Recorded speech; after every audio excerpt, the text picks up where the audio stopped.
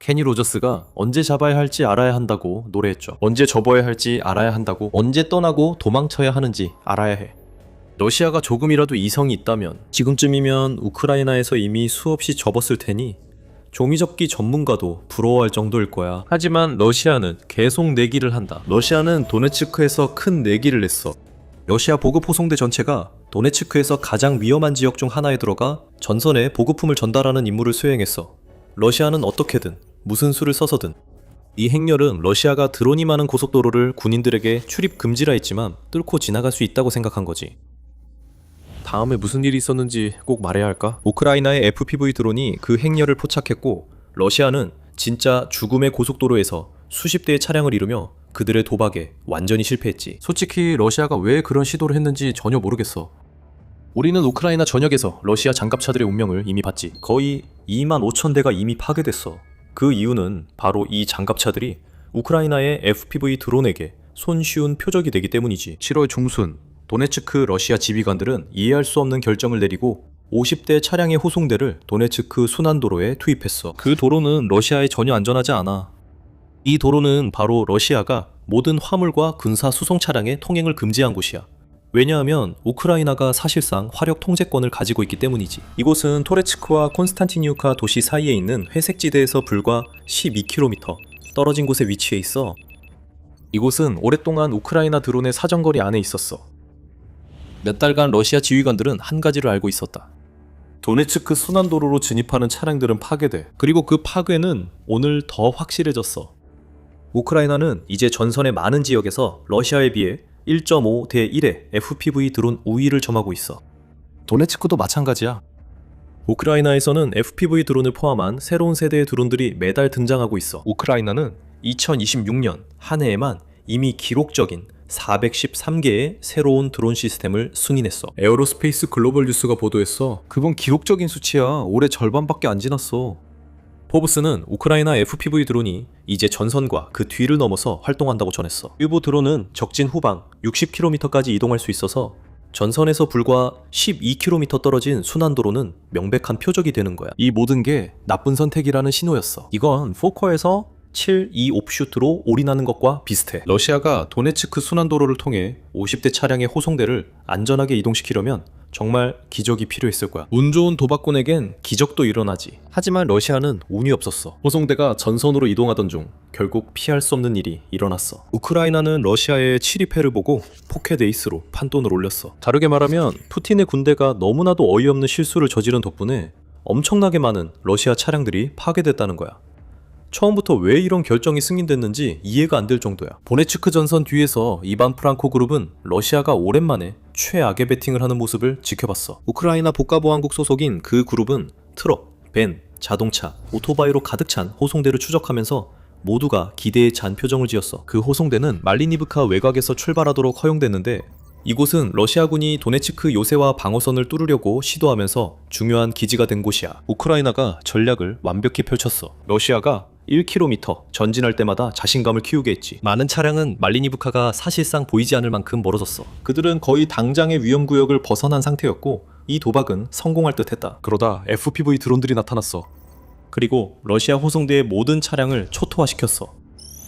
도네츠크 순환도로에서 화물과 군사수송의 이동이 금지되었음에도 불구하고 해시태그 IFG가 단호하게 여러분이 기부한 드론으로 여러 미반자들을 체포했습니다. 이반 프랑코 그룹은 텔레그램에 농담을 올렸습니다. 지금까지 우크라이나 전쟁에서 가장 뻔한 성공일지도 모른다고 밝혔습니다. 이 미친 공격이 있었다는 걸 꼭 이 그룹 말을 믿을 필요는 없습니다. 영상도 있습니다. 그것도 아주 많습니다. 센서도 내든 FPV 드론이 러시아 호송대의 트럭을 향해 날아가는 장면과 근처 차량 탑승자가 촬영한 모습을 번갈아 보여주는 영상 하나를 공유합니다. 우리는 드론이 점점 가까워지는 모습을 봅니다. 다음 영상은 다른 시점에서 같은 장면을 보여줍니다.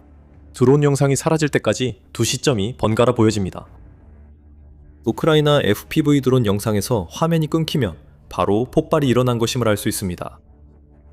그리고 영상이 다시 승객 시점으로 전환되면서 우크라이나 드론이 하강하여 정확히 명중시키는 장면이 포착되며 이것이 확인됩니다. 이것이 러시아의 도네츠크 순환도로 참사의 이야기였습니다. 우크라이나 드론들은 계속 날아다니며 러시아 차량을 찾아내고 그들이 감수하지 말아야 할 위험의 대가를 치르게 했습니다. 이번에는 젤라노바 플러스가 공유한 또 다른 영상입니다. 러시아가 진입하려던 그 도로에서 벌어진 학살의 참혹한 결과를 보여줍니다.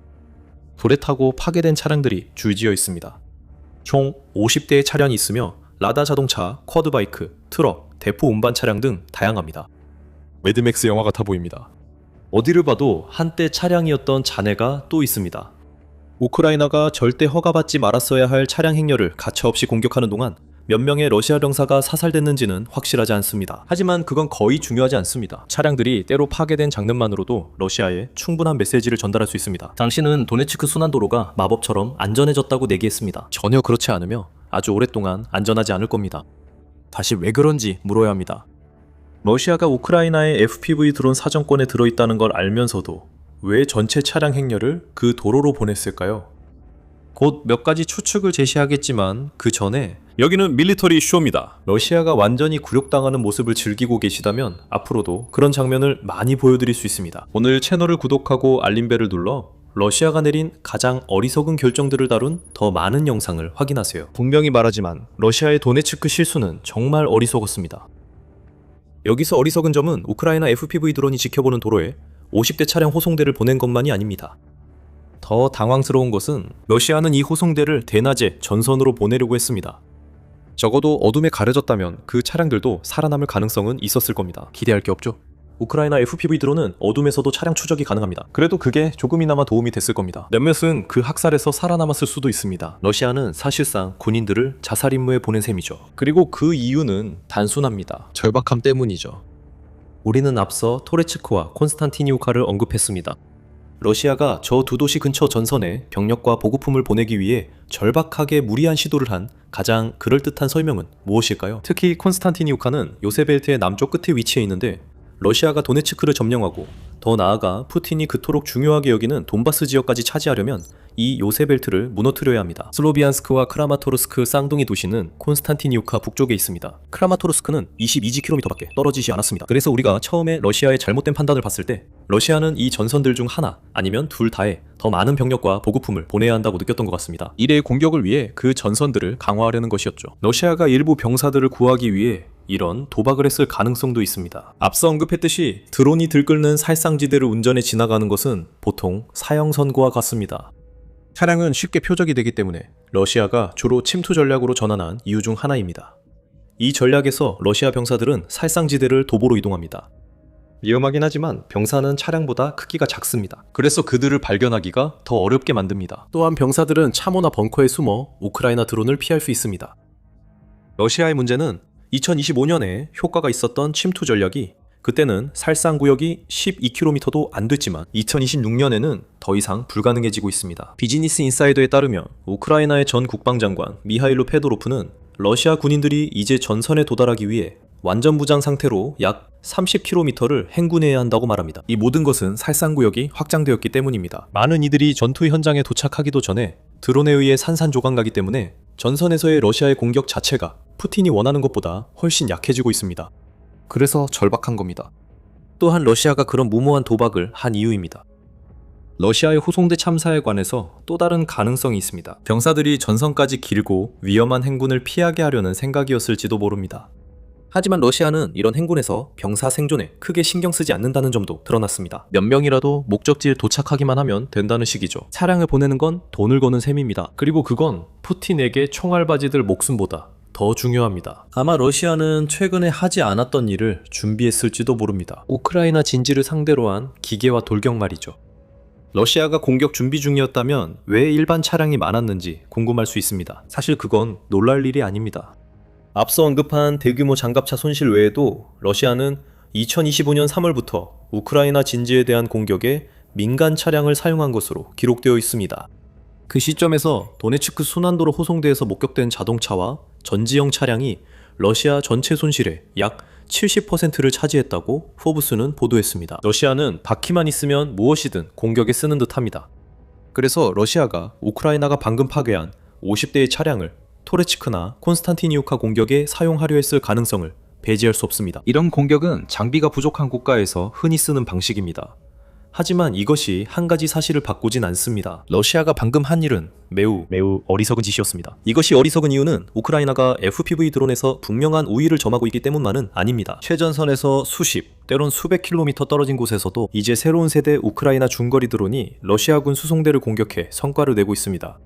FPV 드론 기술의 발전으로 인해 전선의 살상 구역이 최대 50km까지 넓어지면서 우크라이나가 러시아 차량을 타격할 수 있는 차량 살상 구역이 200km에서 300km까지 깊게 뻗어 있습니다. 숫자가 그것을 증명합니다. 군사분석가 클레망 몰라는 X 게시물에서 우크라이나가 7월 첫째 주에 러시아 트럭과 차량 240대를 타격했다고 지적했습니다. 이는 하루 평균 34회의 타격에 해당합니다. 이는 이미 인상적이었던 6월보다 뚜렷하게 증가한 수치입니다. 이는 6월 우크라이나가 하루 평균 19.5대 총 586대의 차량을 파괴했던 것과 비교됩니다. 이는 올해 초 우크라이나보다 훨씬 앞선 성과입니다. 4월에는 하루 평균이 겨우 1대를 넘겼을 뿐이었습니다. 러시아는 도네츠크 순환도로에서 나쁜 선택을 얼마나 더 경고받아야 했을까요? 2026년 초 그 도로로 차량 행렬을 보내는 것 자체가 이미 도박이었을 겁니다. 특히 차량들이 우크라이나 FPV 드론 사정권에 들어갈 때 더 그랬습니다. 여기에 중거리 타격 드론이 추가되면 이런 상황이 발생합니다. 한번 발견되면 그 차량들은 러시아가 보내려던 곳에 결코 도달하지 못했고 그야말로 고철더미가 됐습니다. 이제 두 가지 질문이 남았습니다. 앞으로 러시아가 도네츠크에서의 도박에서 성공 확률을 높이기 위해 할 수 있는 일이 있다면 무엇일까요? 도네츠크에 대해 말하자면 이 굴욕적 실패와 그 지역에서 벌어지는 모든 일이 푸틴의 돈바스 장악 목표에 어떤 영향을 미칠까요? 첫 번째 질문입니다. 러시아는 우크라이나 드론에 대비해 차량 보호 조치를 시행 중입니다. 이 조치에는 야간 운전이 포함되지 않습니다. 그건 너무 상식적이니까요. 유로마이단 프레스 지적처럼 러시아 전차에 있던 드론 방지 철제 케이지가 이제 트럭에도 설치되고 있습니다. 많은 호송대에는 드론을 격추시키기 위해 무장한 방어팀도 동행하고 있습니다. 어느 방법도 효과를 보지 못하고 있습니다. 방어팀은 정확해야 효과가 있지만 움직이는 차량에서는 쉽지 않습니다. 그리고 그들이 찾아내려는 바로 그 드론들에 의해 무력화될 수도 있습니다. 케이지라 부르는 방어 구조물은 트럭에 달아도 탱크에 달 때와 같은 단점이 있습니다. 무게가 더해질수록 속도가 떨어지기 때문에 큰 희생이 따릅니다. 코프 케이지가 장착된 트럭은 더 잘 보호되지만 느려지고 마치기 쉬워집니다. 실제로 우크라이나는 이전보다 더 많은 드론을 투입할 수 있게 되면서 러시아의 호송대 문제를 더욱 악화시키고 있습니다. AI가 탑재된 드론들이 전장에 등장했으며 일부는 대당 6,000달러밖에 들지 않습니다. 이 드론들이 500달러 FPV 쿼드콥터의 지원을 받을 때 우크라이나가 드론 군집으로 이동 중인 방공망을 쉽게 무력화할 수 있음을 알 수 있습니다. 그리고 러시아가 보호하고자 하는 일부 차량에 설치된 철장도 이 드론들이 뚫고 들어갈 수 있습니다. 우크라이나가 드론의 수와 타격 효과 면에서 압도적이라는 점에 대한 의심은 7월 17일 키이우 인디펜던트의 보도로 완전히 해소됩니다. 이 보도에 따르면 우크라이나 드론 부대는 2026년 상반기에 100만 개 이상의 표적을 타격했습니다. 같은 기간 동안 우크라이나는 월간 타격 횟수를 사실상 2배로 늘렸습니다. 우크라이나는 이니 인상적인 1월에 10만 5,800회의 드론 타격을 성공시켰고 6월에는 20만 218회로 증가했습니다. 현재 우크라이나에겐 물량이 가장 중요합니다. 이 수치만 봐도 러시아가 우크라이나의 드론 공격이 느려지길 바라면 오랫동안 기다려야 할 것이 분명합니다. 그렇지 않습니다. 2026년 상반기에 100만 개의 표적이 그 교훈을 뼈저리게 깨달았습니다. 도네츠크 순환도로에 자살임으로 투입된 차량 50대도 그 교훈을 뼈저리게 깨달았습니다. 그리고 도네츠크에 대해 말하자면 러시아는 그곳에서 잘하고 있지 않습니다. 이것이 애초에 그 호송대의 절박함을 설명해줍니다. 6월 말 우크라이나 대통령 젤렌스키는 푸틴이 도네츠크 함락 마감 시한을 정했다고 밝혔습니다. 다시 한번 러시아가 우크라이나를 침공한 뒤 젤렌스키 집계로 이번이 15번째입니다. 푸틴은 러시아군이 12월 말까지 도네츠크를 점령하기를 원합니다. 요새 벨트의 대부분이 여전히 남아있는 상황에서 이는 불가능해 보이는 임무입니다. 또한 우크라이나는 회색지대와 점령지의 화력 통제권도 보유하고 있습니다. 그 결과 전체 호송대가 완전히 파괴되는 일도 발생합니다. 젤렌스키는 이 새로운 시한을 푸틴의 망상이 드러난 징후라고 했고 그의 말도 일리 있습니다. 푸틴이 12월 말까지 도네츠크 점령을 요구하는데도 그의 군대는 이 지역에서 큰 피해를 입고 있습니다. 7월 14일 보도에서 RBC 우크라이나는 우크라이나군 총사령관 올렉산드르 시르스키가 도네츠크에서 러시아는 점령한 1제곱킬로미터마다 400명 넘는 병력을 잃고 있다고 했습니다. 간단한 계산만 해봐도 러시아가 우크라이나가 아직 보유하고 있는 도네츠크 약 6,000제곱킬로미터를 점령하려면 약 240만 명의 병력을 희생해야 한다는 결론이 나옵니다. 러시아가 지휘관들이 금지한 순환도로에 쉽게 추적될 차량 행렬을 보낼 만큼 절박해진 것도 놀랍지 않습니다. 도네츠크를 실제로 점령할 가능성을 가지려면 러시아는 후방에서 죽어나가기보다 전선에 병력이 있어야 합니다. 하지만 아마도 푸틴의 도네츠크 시한이 터무니없다는 가장 큰 모욕이자 명확한 증거는 전쟁연구소 ISW에서 나옵니다. 전쟁연구소 ISW한 메리사 매일 러시아의 우크라이나 공세 추적 보고서를 발표합니다. 이 보고서들은 러시아가 도네츠크 등 주요 영토를 언제 점령할지 추정하기도 합니다. ISW는 5월 14일 또 다른 보고서를 발표했습니다. 그 보고서는 세계에서 가장 정확한 예측 기관들 가운데 하나조차 도네츠크에서 러시아의 미래를 더는 예측할 수 없다고 밝혔습니다. ISW는 러시아군이 요세벨트를 포함한 도네츠크를 언제 점령할지 더는 예측하지 않겠다고 밝혔습니다. 러시아의 진격이 느려지고 도네츠크의 지형이 험난해 러시아가 해당 영토를 점령할 수 있을지 불확실해졌기 때문입니다. ISW는 이렇게 밝혔습니다. 이는 푸틴이 도네츠크에서 러시아군에게 요구한 일을 전혀 못한 것에 대한 신랄한 비판입니다. 이 모든 것에 대한 러시아의 반응은 어떨까요? 글쎄요. 뭘 기대하시나요? 러시아는 도네츠크 순환도로에서 차량 50대 손실을 인정하지 않았습니다. 러시아는 도네츠크에서 진전이 크다고 주장하는 입장을 강화했습니다. 7월 15일 내셔널 인터레스트는 러시아가 콘스탄티니프카를 점령했다고 주장했다고 보도했습니다. 그 주장은 러시아 총참모장 말레리 게라시모프가 한 것입니다. 그는 러시아가 실제로는 몇몇 병력을 몰래 들여보냈을 뿐인데도 마치 점령한 것처럼 주장한 전력이 있습니다. 영국 국방부는 그 주장을 전면 부인하며 기껏해야 러시아는 콘스탄티니우카 도시의 절반을 점령했다고 밝혔습니다. 도시가 러시아의 완전한 통제에 들어가려면 아직 멀었습니다. 그럼에도 이 소위 승리 소식은 푸틴의 귀에 꿀처럼 흘러들어가고 있습니다. 그리고 그는 12월 말까지 도네츠크 점령이 가능하다는 환상에 머물고 있습니다. 도네츠크 순환도로의 망가진 차량 행렬이 그 이유를 보여줍니다. 푸틴은 이 차량 행렬이 파괴되었다는 사실을 결코 알지 못할 수도 있습니다. 그는 고라시모프, 게라시모프 같은 아첨군들로 자신을 둘러싸고 있기 때문에 도네츠크에서 실제로 무슨 일이 일어나고 있는지와는 너무 동떨어져 있습니다. 그들은 푸틴이 듣고 싶어하는 말만 해줄 뿐입니다. 우크라이나는 개의치 않을 것입니다. 도네츠크에서 러시아가 계획했던 공세를 약화시키는 또 하나의 큰 승리를 거뒀기 때문입니다. 순환도로는 이제 무덤입니다. 러시아 지휘부가 현명하다면 이런 도박을 아주 오랫동안은 하지 않을 것입니다. 하지만 누구를 속이겠습니까? 수십 년 동안 군사 세계에서 돈이 가장 중요한 자원이라는데 거의 만장일치로 동의해왔습니다. 자금이 충분한 군대는 예산이 적은 군대보다 항상 우위를 가질 수 있었습니다. 막대한 자금을 쓸 수 있는 국가는 제한된 국방 예산의 국가보다 항상 더 강하다고 여겨졌습니다. 가장 비싼 자산이 항상 더 저렴하고 단순한 대안보다 우위일 것이라 여겨졌습니다. 2022년 이후로 우크라이나는 그 모든 규칙을 새롭게 썼습니다. 적은 병력으로 전쟁을 치르고 있음에도 상대방보다 적은 자원과 훨씬 적은 돈으로 계속해서 불리한 상황을 극복해왔습니다. 우크라이나는 러시아보다 더 뛰어난 전략과 기동으로 짧게 끝날 수도 있었던 전쟁을 4년 넘게 이어지게 만들었고 크렘린이 상상했던 방식으로 끝날 기미조차 보이지 않게 만들었습니다. 그리고 키이우의 군대는 군사비용 효율성의 정수를 보여줬습니다. 500달러짜리 장비로 수백만 달러짜리 항공기를 격추시키는 데 성공했습니다. 이것은 러시아의 전쟁기계 전체가 기반하고 있는 근간을 흔드는 메시지를 전달하는 것입니다. 이런 이야기는 처음 듣는 게 아닙니다. 우크라이나는 세계에서 가장 효율적인 군대를 구축한 나라 중 하나로 놀라운 명성을 쌓아왔습니다. 비교적 저렴한 장비를 반복적으로 사용해 교란시키고 기하면 엄청나게 비싼 러시아 자산을 손상, 파괴하고 큰 피해를 주고 있습니다. 우크라이나는 값싼 드론을 이용해 적의 선박, 항공기, 장갑차, 그리고 기반 시설을 반복적으로 폭격해왔습니다. 그리고 우크라이나는 또다시 이 일을 해냈습니다. 러시아 지휘관들이 또다시 상처를 핥으며 곱씹어야 할 또 하나의 완전히 굴욕적인 패배를 만들어냈습니다. 이 사건은 7월 15일 아침 러시아 벨고로드주의 비아조바 근처에서 발생했습니다. 이 작전은 우크라이나 제427 독립무인 시스템 여단 코드명 라로그가 수행했습니다.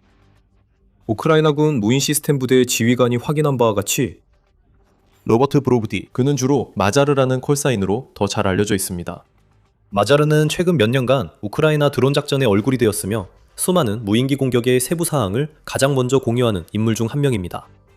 공격이 발생한 지 몇 시간 만에 그는 정확히 무슨 일이 일어났는지 보여주는 영상을 게시했습니다. 짧은 영상에 러시아 헬리콥터가 들판 위를 비행하며 우크라이나 드론이 뒤에서 접근합니다. 드론은 몇 초 동안 헬리콥터와 나란히 비행하다가 위로 상승해 헬리콥터를 위에서 타격합니다. 헬리콥터 프로펠러와 직접 충돌합니다. 이것은 평범한 헬리콥터가 아니었습니다. 이것은 밀미-28이었습니다. 이 헬리콥터는 소련 시절로 거슬러 올라가는 중량급, 전천후, 주야간, 대전차, 군용 공격 헬리콥터입니다. 이 헬리콥터는 1980년대 초에 처음 생산되었지만 2009년에야 공식적으로 군에 도입되었습니다. 이는 군사계약 경쟁과 소련의 경제 붕괴 등 여러 요인과 지연이 복합적으로 작용했기 때문입니다. 하지만 밀미-28의 오랜 개발 기간만 보고 판단하지 마십시오. 이것은 결코 만만한 군사 장비가 아닙니다. 길이가 55피트, 즉 17m가 넘습니다. 높이는 12.5피트, 즉 3.8m이고 날개 길이는 16피트, 즉 4.88m입니다. 최대 이륙 중량은 11,500허제킬로그램, 즉 25,000 호병천 타운드가 조금 넘고 최대 1,720m까지 적재할 수 있습니다. 또는 내부의 연료를 450 미국 갤런까지 실을 수 있습니다. 여기에 드록 탱크에는 추가로 571리터, 즉 151갤런을 더 실을 수 있습니다. 2194마력의 크리모 VK 2500 터보샤프트 엔진 2기로 구동됩니다. 이 헬리콥터는 시속 270km의 인상적인 순항 속도를 낼 수 있습니다. 시속 170마일, 그리고 필요할 때는 시속 약 320,000km, 즉 203마일까지 최대 속도를 낼 수 있습니다. 최대 435km, 즉 270마일의 항속거리와 2시간의 채공시간을 가지고 있습니다. 밀미-28은 공격 임무를 염두에 두고 설계되었습니다. 그리고 그 길을 가로막는 어떤 자산이라도 미흡할 수 있을 만큼 충분한 화력을 갖추고 있습니다. 이 헬리콥터는 30mm 자동 슈프노프 EA-42 기관포가 장착된 턱 및 NPPU-28 포탑을 자랑합니다. 이 기관포는 분당 200발에서 800발까지 발사할 수 있습니다. 유효 사거리는 1500m입니다. 즉 4900 무드피트입니다. 지상 차량의 경우 그리고 2500m, 즉 8200피트입니다. 공중 표적의 경우입니다. 이 기관포는 또한 철갑탄, 분리식 철갑탄, 고폭 소위탄 등 다양한 종류의 탄환을 발사할 수 있습니다. 이뿐만 아니라 미아-28은 최대 16발의 초음속 어태커 ATACMS 미사일을 장착할 수 있습니다. 고폭 대전차 탄두, 열압력탄, 확장형 로드 탄두 등 다양한 종류의 탄두를 사용할 수 있습니다. 이 옵션들은 Mi-28, 이 폭발 반응 장갑 전차부터 보병까지 모든 표적을 공격할 수 있게 합니다. 건물, 벙커, 그리고 다른 헬리콥터들까지 공격할 수 있습니다. Mi-28은 또한 공대공 및 공대지 미사일, 항공폭탄 등 다양한 추가 무장도 장착할 수 있어 러시아 공군이 보유한 가장 유연한 전력 중 하나입니다. 그리고 러시아는 우크라이나와의 전쟁 내내 이 헬리콥터를 꾸준히 사용해왔습니다. 2023년 분쟁 초기에 Mi-28 공격 헬리콥터가 전선 지역에 배치되었다는 여러 보고가 있었습니다. 이 헬리콥터들은 우크라이나의 장갑 차량 증가에 대응하려고 신형 대전차 미사일을 장착했습니다. Ka-52 등 다른 기종과 함께 작전하면서 Mi-28은 우크라이나의 주력 전차, 보병 전투 차량, 그리고 강화된 거점들을 파괴하거나 손상시키는데 효과적임이 입증되었습니다. 러시아군이 바로 이 헬리콥터를 드론 사냥꾼으로 사용하는 사례도 보고된 바 있습니다. 일부 부대가 우크라이나 정찰 드론과 자폭 드론을 추격, 격추해 일부 성공을 거둔 것으로 알려졌습니다. 요약하면 미-28은 세계에서 최고 수준의 공격 헬리콥터로 평가받고 있습니다. 각각의 헬리콥터는 크렘린 측 전력의 귀중한 자산입니다. 이 헬리콥터들은 드론이나 미사일만큼 언론에 자주 등장하지 않지만 분쟁에서 중요한 역할을 해왔습니다. 그래서 우크라이나가 이런 항공기를 손상시키거나 파괴할 때마다 엄청난 일입니다. 오픈소스 정보그룹 오릭스에 따르면 우크라이나군은 지금까지 전쟁 기간 동안 최소 20차례에 걸쳐 그 업적을 달성했습니다. Mi-28 헬리콥터 20대가 심각하게 손상되었거나 완전히 파괴된 것으로 확인되었습니다. 하지만 실제 숫자는 훨씬 더 많을 것으로 보입니다. 러시아 자산이 완전히 파괴됐지만 그 파괴를 확인할 명확한 증거를 찾을 수 없는 경우도 있기 때문입니다. 이번에는 영상으로 확실한 증거를 확인할 수 있습니다. 드론이 목표물로 접근하는 모습을 보며 화면이 검게 변하기 전 드론이 헬리콥터 프로펠러 블레이드에 몇 밀리미터까지 접근합니다. 이 이야기에서 가장 놀라운 점은 우크라이나가 실제로 사용한 드론 종류입니다. 여러 언론 보도와 우크라이나 드론 제조업체 스카이폴의 보도 자료에 따르면 해당 드론은 다름 아닌 스카이폴 자체의 슈라이크 10 FPV 기종 중 하나였습니다. 슈라이크 10은 매우 효과적이면서도 저렴한 전술 타격 드론입니다. 10인치 프레임을 갖추고 있으며 최대 3kg, 즉 6.6파운드의 화물을 운반할 수 있는 능력을 가지고 있습니다. 이 드론은 슈라이크 계열 중 하나입니다. 이 드론들은 러시아 우크라이나 전쟁에서 가장 많이 쓰인 드론 중 하나입니다. 이 드론들은 최대 30km, 비행거리와 시속 120km의 최고 속도를 자랑합니다. 시속 75마일, 최대 고도는 약 800m, 2600피트입니다. 그리고 총 비행시간은 최대 15분입니다. 하지만 의심할 여지 없이 슈라이크 10의 가장 인상적인 점은 가격입니다. 이 드론들은 대당 약 500달러로 추정됩니다. 경우에 따라 400달러까지 더 저렴하게 제작될 수 있습니다. 제조업체에 따르면 그렇다고 합니다. 슈라이크의 저렴한 생산 비용 덕분에 우크라이나는 막대한 비용을 걱정하지 않고도 이 드론들을 수천 대씩 쉽게 제작하고 배치할 수 있습니다. 이 이야기가 보여주듯 이 드론들은 저렴하지만 하지만 이 드론들은 훨씬 더 크고 훨씬 더 가치 있는 표적도 완벽하게 파괴할 수 있습니다. 예를 들어 MI-28은 대당 1,500만에서 1,900만 달러로 추정됩니다. 500달러 드론이 1,900만 달러 헬리콥터와 대결합니다. 그리고 승자는 드론입니다. 비용 효율성 측면에서 이보다 더 나은 결과는 없을 것입니다. 놀라운 점은 이런 일이 처음이 아니라는 것입니다. 거의 똑같은 상황이 2025년 9월에도 벌어졌습니다. 우크라이나 드론 조종사들이 FPV 드론으로 러시아 헬리콥터를 타격해 파괴했다는 보도가 또 나왔습니다. 이번에도 무인 시스템 부대 사령관 마자르가 온라인에 소식을 공유하며 텔레그램에 글을 올렸습니다. MI-8 헬리콥터는 무인 시스템 부대 59여 단 조종사들이 FPV 드론으로 파괴했습니다. 마자르도 공격 영상을 공유했는데 30초 분량의 영상에서 드론이 항공기와 충돌하는 장면이 분명하게 보입니다. 헬리콥터가 불길에 휩싸여 두꺼운 연기 속에 추락하면서 즉각적인 폭발이 일어났습니다. 이후 밝혀진 세부 사항에 따르면 해당 항공기는 실제로 MI-28이 아니라 MI-8 수송 헬리콥터였습니다. 하지만 여전히 1,000만 달러가 넘는 가치가 있었습니다. 다시 한번 우크라이나 드론 부대는 500달러짜리 FPV 드론에 의존했습니다. 나중에 슈라이크 10으로 확인된 이 결과를 달성했습니다. 우크라이나와 러시아에 어떤 의미가 있는지 알아보기 전에 밀리터리쇼는 헤드라인이 아닌 전체 그림을 보여줍니다. 최신 정보를 놓치지 않으려면 구독 버튼을 눌러주세요. 이 이야기는 단순히 드론 한 대와 헬리콥터 한 대에 관한 것이 아닙니다. 이것은 전쟁 전체의 축소판입니다. 이것은 이 분쟁이 어떻게 변했는지를 보여주는 상징이며 양측의 전략과 교리에 존재하는 깊은 분열을 나타냅니다. 수년 동안, 아니 수십 년 동안 러시아 군대는 오랫동안 비용에 집착해왔습니다. 소련 시절부터 21세기 블라디미르 푸틴 정권에 이르기까지 러시아는 세계 최고 수준의 혁신에 막대한 돈을 쓰는데 꾸준히 집중해왔습니다. 군사 박람회와 붉은 광장 퍼레이드에서 매번 푸틴의 군대는 거대한 주력 전차부터 이전보다 더 빠르고 멀리 날아가는 초대형 미사일까지 수백만 달러가 투입된 최신 프로젝트들을 반복해서 선보여왔습니다. 이것이 러시아가 수세대에 걸쳐 힘을 과시해온 주요 방식입니다. 러시아는 맞설 수 있는 이들을 위협하려고 다른 나라보다 더 많은 돈을 쓰고 큰 무기를 만들어 왔습니다. 수년간 이 전략은 효과가 있어 보였습니다. 세계에서 가장 강력한 군사력조차도 크렘린궁을 자극해 러시아의 거대한 전쟁기계의 분노를 사는 것을 두려워하는 것이 당연했습니다. 2022년 블라디미르 푸틴이 우크라이나 전면 침공을 명령했을 때 전 세계는 당연히 러시아 군대가 우크라이나 전역을 휩쓸 것이라고 예상했습니다. 키우의 모든 저항을 러시아가 제압할 거라 생각했습니다. 하지만 실제로 그런 일은 일어나지 않았습니다. 우크라이나가 전혀 다르게 움직였기 때문입니다. 우크라이나는 거대한 전차나 최고 성능의 미사일에 의존하지 않았습니다. 서방의 재정 지원에도 불구하고 우크라이나는 러시아의 늘어나는 군사 예산을 따라갈 수 없었습니다. 우크라이나는 더 저렴한 방어 방법을 찾아야 했습니다. 우크라이나는 불가능해 보이는 일을 해야 했습니다. 세계에서 두 번째로 강한 군사력을 예산의 일부만으로 무력화하고 대응해야 했습니다. 수만 달러짜리 방공 시스템으로 수백만 달러 미사일을 막아야 했습니다. 막대한 요격 미사일 비축분 없이 대규모 드론 군단을 막아야 했습니다. 상대적으로 기본적인 지뢰와 대전차 로켓으로 대규모 기계화 공격 부대를 섬멸해야 했습니다.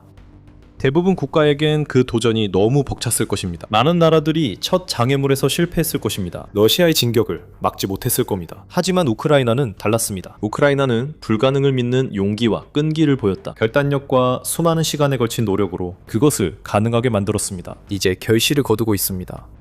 최근 미 28 헬리콥터에 대한 공격은 수백 건 중 하나의 예일 뿐이기 때문입니다. 매주가 지날수록 우크라이나 드론이 러시아에 더 크고 가치 있는 자산을 파괴했다는 보고가 계속 나오고 있습니다. 항상 500달러 무인기가 1,900만 달러 항공기를 격추하는 경우만 있는 건 아닙니다. 가끔 5,000달러 드론, 이 100만 달러 레이더를 파괴합니다. 또는 25,000달러짜리 바비아가 폭격 드론이 적군 병사 12명의 목숨을 앗아가기도 합니다. 수십 대 드론 군집이 러시아 정유시설을 폭파하기도 합니다. 이로 인해 크렘린에 막대한 재정적 손실이 발생합니다. 수치는 다르지만 거의 항상 우크라이나에 유리하게 작용합니다. 7월 15일, 예를 들어 마자르가 다시 한번 텔레그램에 우크라이나 드론 부대가 아조프해를 건너는 러시아 선박 최소 20척을 성공적으로 타격했다는 소식을 전했습니다. 보도에 따르면 이 선박들은 러시아가 금융 제재를 피해 석유 등 자원을 전 세계로 수출하는 러시아 그림자 선단의 일부입니다. 여기에는 17척의 유조선이 포함되었습니다. 액화 천연가스, LNG 운반선 2척과 예인선 1척도 포함되어 있었습니다. 마자르도는 선박 공격 영상 증거와 FPV 드론이 목표물을 추적하는 여러 클립을 편집해 공유했습니다. 그는 어떤 드론이 사용되었는지에 대한 자세한 내용을 제공하지 않았습니다. 그리고 현재 우크라이나는 매우 다양한 무기고를 보유하고 있기 때문에 특정 공격에 어느 부대가 투입되었는지 알기 어렵습니다. 하지만 많은 드론들은 제작 비용이 수천 달러에 불과하거나 경우에 따라 그보다 더 저렴하게 만들 수 있습니다. 이 드론들은 더 비싼 목표물에 지속적으로 사용되고 있습니다. 이런 공격이 계속될수록 러시아 상황은 악화됩니다. 우크라이나가 저렴한 장비로 수십억 달러 피해를 주고 있기 때문입니다. 크렘린 입장에서는 이런 상황이 지속될 수 없으며 바로 그것이 핵심입니다. 지난 1년 동안 우크라이나는 이 전쟁이 전선에서 승리할 수 없다는 사실을 분명히 깨달았습니다. 러시아와 정면으로 맞서 최대한 많은 전차와 병력을 제거하려고 시도하는 것으로는 이길 수 없습니다. 크렘린은 항상 더 많은 인력과 자산을 예비로 보유하기 때문입니다. 제거된 전력의 빈자리를 메울 인력과 자산이 대기하고 있기 때문입니다. 대신 이 전쟁은 재무부서에서 승패가 갈릴 것입니다. 우크라이나가 러시아에 이 갈등의 비용을 최대화할 수 있다면 크렘린이 결국 선택의 여지 없이 군대를 철수하고 평화 협상을 할 수밖에 없게 될지도 모릅니다. 그리고 그렇게 하는 가장 효율적인 방법은 값비싼 미사일이나 장갑차가 아닙니다. 그것은 드론입니다. 따라서 우크라이나 대통령 볼로디미르 젤렌스키가 앞으로 12개월 동안 우크라이나의 드론 생산 능력을 2배로 늘리겠다는 의지를 발표한 것은 놀라운 일이 아닙니다. 최근 키이우에서 열린 우크라이나 국가수립의 날 기념행사에서 젤렌스키는 우크라이나 방위산업의 빠른 생산 확대에 자신도 놀랐다고 인정했습니다. 제가 국가의 연간 100만 대 드론 생산 계획을 처음 공식 발표했을 때를 기억합니다. 우크라이나 안팎에서 회의적인 시선이 많았습니다. 우리는 연간 1000만 대드론을 생산한다고 말할 수 있습니다. 1000만 대. 그리고 앞으로 2000만 대가 될 것입니다. 그 수치는 그 나라의 부국방 장관도 언급했습니다. 슬라브 바닉 씨가 최근 나토 의회 총회에서 우크라이나 방위 산업이 이미 연간 2000만 대의 드론을 생산할 잠재력이 있다고 말한 바 있습니다. 서방 동맹국들로부터 충분한 자금과 지원을 받는다면 말이죠. 바닉은 방위 산업이 장거리 타격과 방공작전에 모두 사용할 수 있는 수천 발의 미사일도 생산할 수 있다고 덧붙였습니다. 그리고 동맹국들에게 우크라이나 목표 달성을 위해 지속적인 투자를 촉구했습니다. 많은 국가들이 이 요청에 응답했습니다. 예를 들어 독일은 최근 9천만 유로, 즉 1억 300만 달러 규모의 지원 패키지를 발표했습니다. 특히 우크라이나가 2025년 9월에 미-8 헬리콥터와 며칠 전 미-28을 격추시킨 바로 그 스카이폴 공격 드론을 더 많이 확보할 수 있도록 돕기 위한 것입니다. 이 패키지에는 FPV 전투 드론 5만 대의 비용이 포함됩니다. 실제로 무인기 군단이 러시아 표적에 지옥을 퍼붓기 위해 준비되어 대기하고 있는 셈입니다. 각각이 헬리콥터 같은 표적을 제거할 수 있는 잠재력을 가지고 있습니다. 장갑차, 포병체계, 진지를 모두 제거할 수 있습니다. 그리고 적 병력까지도 말이죠. 그리고 좋은 소식은 여기서 끝이 아닙니다. 올해 3월 스카이폴의 슈라이크 15감이 육군의 드론 우위 경쟁에서 1위를 차지하며 큰 화제를 모았습니다. 100점 만점에 99.3.2라는 거의 완벽한 점수를 기록했습니다. 이 테스트는 미국 조지아주의 포트 베닝에서 진행되었으며 미 육군 대표들이 모의 전투 상황에서 각 시스템의 품질과 성능을 평가했습니다. 그래서 슈라이크가 엄청나게 저렴할 뿐만 아니라 오늘날 존재하는 군용 드론 중에서도 가장 뛰어난 만능 드론 중 하나이기도 합니다. 미군의 공식적인 인정까지 받았습니다. 그리고 이것은 순식간에 지구상 최고의 드론 군대로 떠오른 전력의 한 부분에 불과합니다. 이 군대에는 리오치, 장거리 타격 드론 등 혁신이 포함되어 있습니다. 와일드 호네스 스팅 요격기, 바바야가 폭격기, 파이어포인트, FP1, 그리고 마자라, V5와 V7, 같은 해군 표적을 타격하기 위한 무인 수상 드론까지 있습니다. 이 드론들은 크기, 속도, 설계, 그리고 성능 면에서 매우 다양합니다. 하지만 모두가 놀라운 비용 대비 가치를 제공합니다. 그리고 어쩌면 이 부분이 가장 중요할 수 있습니다. 드론이 저렴해 우크라이나가 쉽게 생산하고 한 번의 성공적 공격마다 더 큰 가치를 얻기 때문입니다. 또한 우크라이나는 공중과 해상뿐 아니라 다른 영역에서도 무인 전력을 활용해 크렘린에 혼란을 일으키고 있습니다. 이 영상을 통해 키이우에 강력해진 지상 로봇 군대가 최전선 살상구역에서 어떻게 혼란을 일으키는지 알 수 있습니다. 모스크바에 산다고 생각해보세요. 러시아의 호화로움 속에서 살아온 세월을 떠올려보세요. 푸틴이 항상 안전할 거라고 했죠. 러시아 수도는 공격당하지 않을 거라 했죠. 푸틴은 우크라이나에서 전쟁을 시작한 뒤에도 모스크바는 절대 공격받지 않을 것이라 확신시켰죠. 우크라이나는 그럴 수 없을 거라고 했죠. 세상이 참 많이 변했죠. 우크라이나가 다시 모스크바를 강하게 타격했습니다. 드론과 폭탄이 쏟아지자 푸틴은 수도조차 지키지 못하고 있습니다. 뚫을 수 없다고 여겨졌던 방공망에도 스위스 치즈보다 더 많은 구멍이 뚫리고 있습니다. 우리는 작은 마을 노긴스크로 갑니다. 크렘린에서 약 50km 떨어진 곳에 위치한 이 마을은 평범해 보입니다. 조금 지루해 보여도. 노긴스크에는 수도에 연료를 공급하는 석유 저장 시설이 있습니다. 이로 인해 이 마을이 우크라이나 공격 대상이 됩니다. 그리고 우크라이나는 그 목표를 정확히 명중시켰습니다. 7월 18일 우크라이나의 드론이 노긴스크 석유 저장소를 직접 타격했다는 소식이 전해졌습니다. 러시아는 이번 공격을 숨길 수 없었습니다. 모스크바 주지사 안드레이 보로비오프는 이미 러시아에서 가장 중요한 지역이 우크라이나의 드론 공격을 받았다고 확인했습니다. 이것은 러시아의 평소처럼 아무 일도 없던 듯 행동하는 전술과 완전히 다릅니다. 영상을 보면 그 이유를 알 수 있습니다. 연기가 나는 곳에는 불이 있기 마련이죠. 노긴스크 석유 저장소에서 엄청난 양의 연기가 피어오르고 있습니다. 아스트라와 엑셀라노바 플러스는 모두 러시아 내부의 독립 보도 매체입니다. 우크라이나의 드론 공격 이후에 벌어지는 현실을 폭로하는 이 매체들은 현장에서 촬영된 영상과 사진을 공유했습니다. 7월 18일 아침 목격자들은 화재와 폭발이 일어나는 장면을 담은 영상을 공개했습니다. 에스트라 오신트 분석가는 불이 난 시설이 모스크바 노긴스크 석유 저장소임을 밝혔습니다. 아스트라가 밝혔습니다. 석유 저장소에서 연기 기둥이 치솟는 영상을 공유하며 우크라이나가 정확히 어디를 타격했는지 보여주는 위치 정보가 포함된 이미지도 함께 공개했습니다. 엑스칼리버 플러스는 더 간결하게 말했습니다. 노긴스크 석유 저장소는 계속 불타고 있습니다. 그 매체는 전했습니다. 연기뿐 아니라 불길이 하늘을 핥는 장면이 담긴 새 영상도 함께 공유했습니다. 작은 마을에선 이런 일을 숨길 수 없습니다. 노긴스크에 사는 모든 사람들은 드론의 윙윙거리는 소리를 들었을 것이고 러시아 방공망이 실패하는 모습을 봤을 것입니다. 그리고 마을의 유류 저장소에 가까이 다가가 용기가 있다면 불길에서 나오는 열기도 느낄 수 있습니다. 우크라이나는 러시아에 대한 최근 승리를 공개적으로 알렸습니다. 볼로디미르 젤렌스키 대통령이 페이스북에 릴 영상을 올렸습니다. 연기 장면을 더 많이 보여주는 영상과 함께 우크라이나가 사용한 드론 영상도 함께 공개했습니다. 오늘 우리의 장거리 타격은 러시아 영토 내 세 곳과 임시 점령지 그리고 해상에서 효과를 발휘했습니다. 우크라이나 대통령 젤렌스키가 힘차게 외쳤습니다. 그는 또한 우리에게 작은 힌트를 주었습니다. 우크라이나가 공격한 곳은 노긴스크뿐만이 아니었습니다. 우크라이나 드론 조종사들은 한 가지 목표에만 집중하지 않습니다. 다른 시설들도 불탔습니다. 또 다른 시설은 크렘린궁과 너무 가까워 푸틴과 측근들이 불편해했습니다. 다른 시설들은 나중에 말하겠지만 노긴스크 유류 저장소가 주요 표적이 된 데에는 몇 가지 이유가 있습니다. 유나이티드24 미디어 보도에 따르면 노긴스크에는 총 11,500 세제곱미터의 용량을 가진 24개의 연료 저장 탱크가 있습니다. 그 연료에는 디젤, 휘발유, 등유가 포함됩니다. 그 연료는 모스크바 전역의 거래업자와 공급업체에 배송되기 전까지 저장됩니다. 그래서 눈치채셨겠지만 우크라이나가 러시아의 연료 위기를 더욱 악화시키는 공격을 또 성공시켰습니다. 노긴스크 화재로 모스크바 차량 연료 탱크가 모두 비게 될 것입니다. 우크라이나가 푸틴의 사람들에게 그가 러시아에서 가장 중요한 도시조차 지키지 못한다는 것을 다시 보여주고 있습니다. 푸틴은 러시아의 핵심 물류 거점조차 지킬 수 없습니다. 노긴스크 창고가 불타는 사이 우크라이나는 어쩌면 더 큰 목표를 노리고 있었습니다.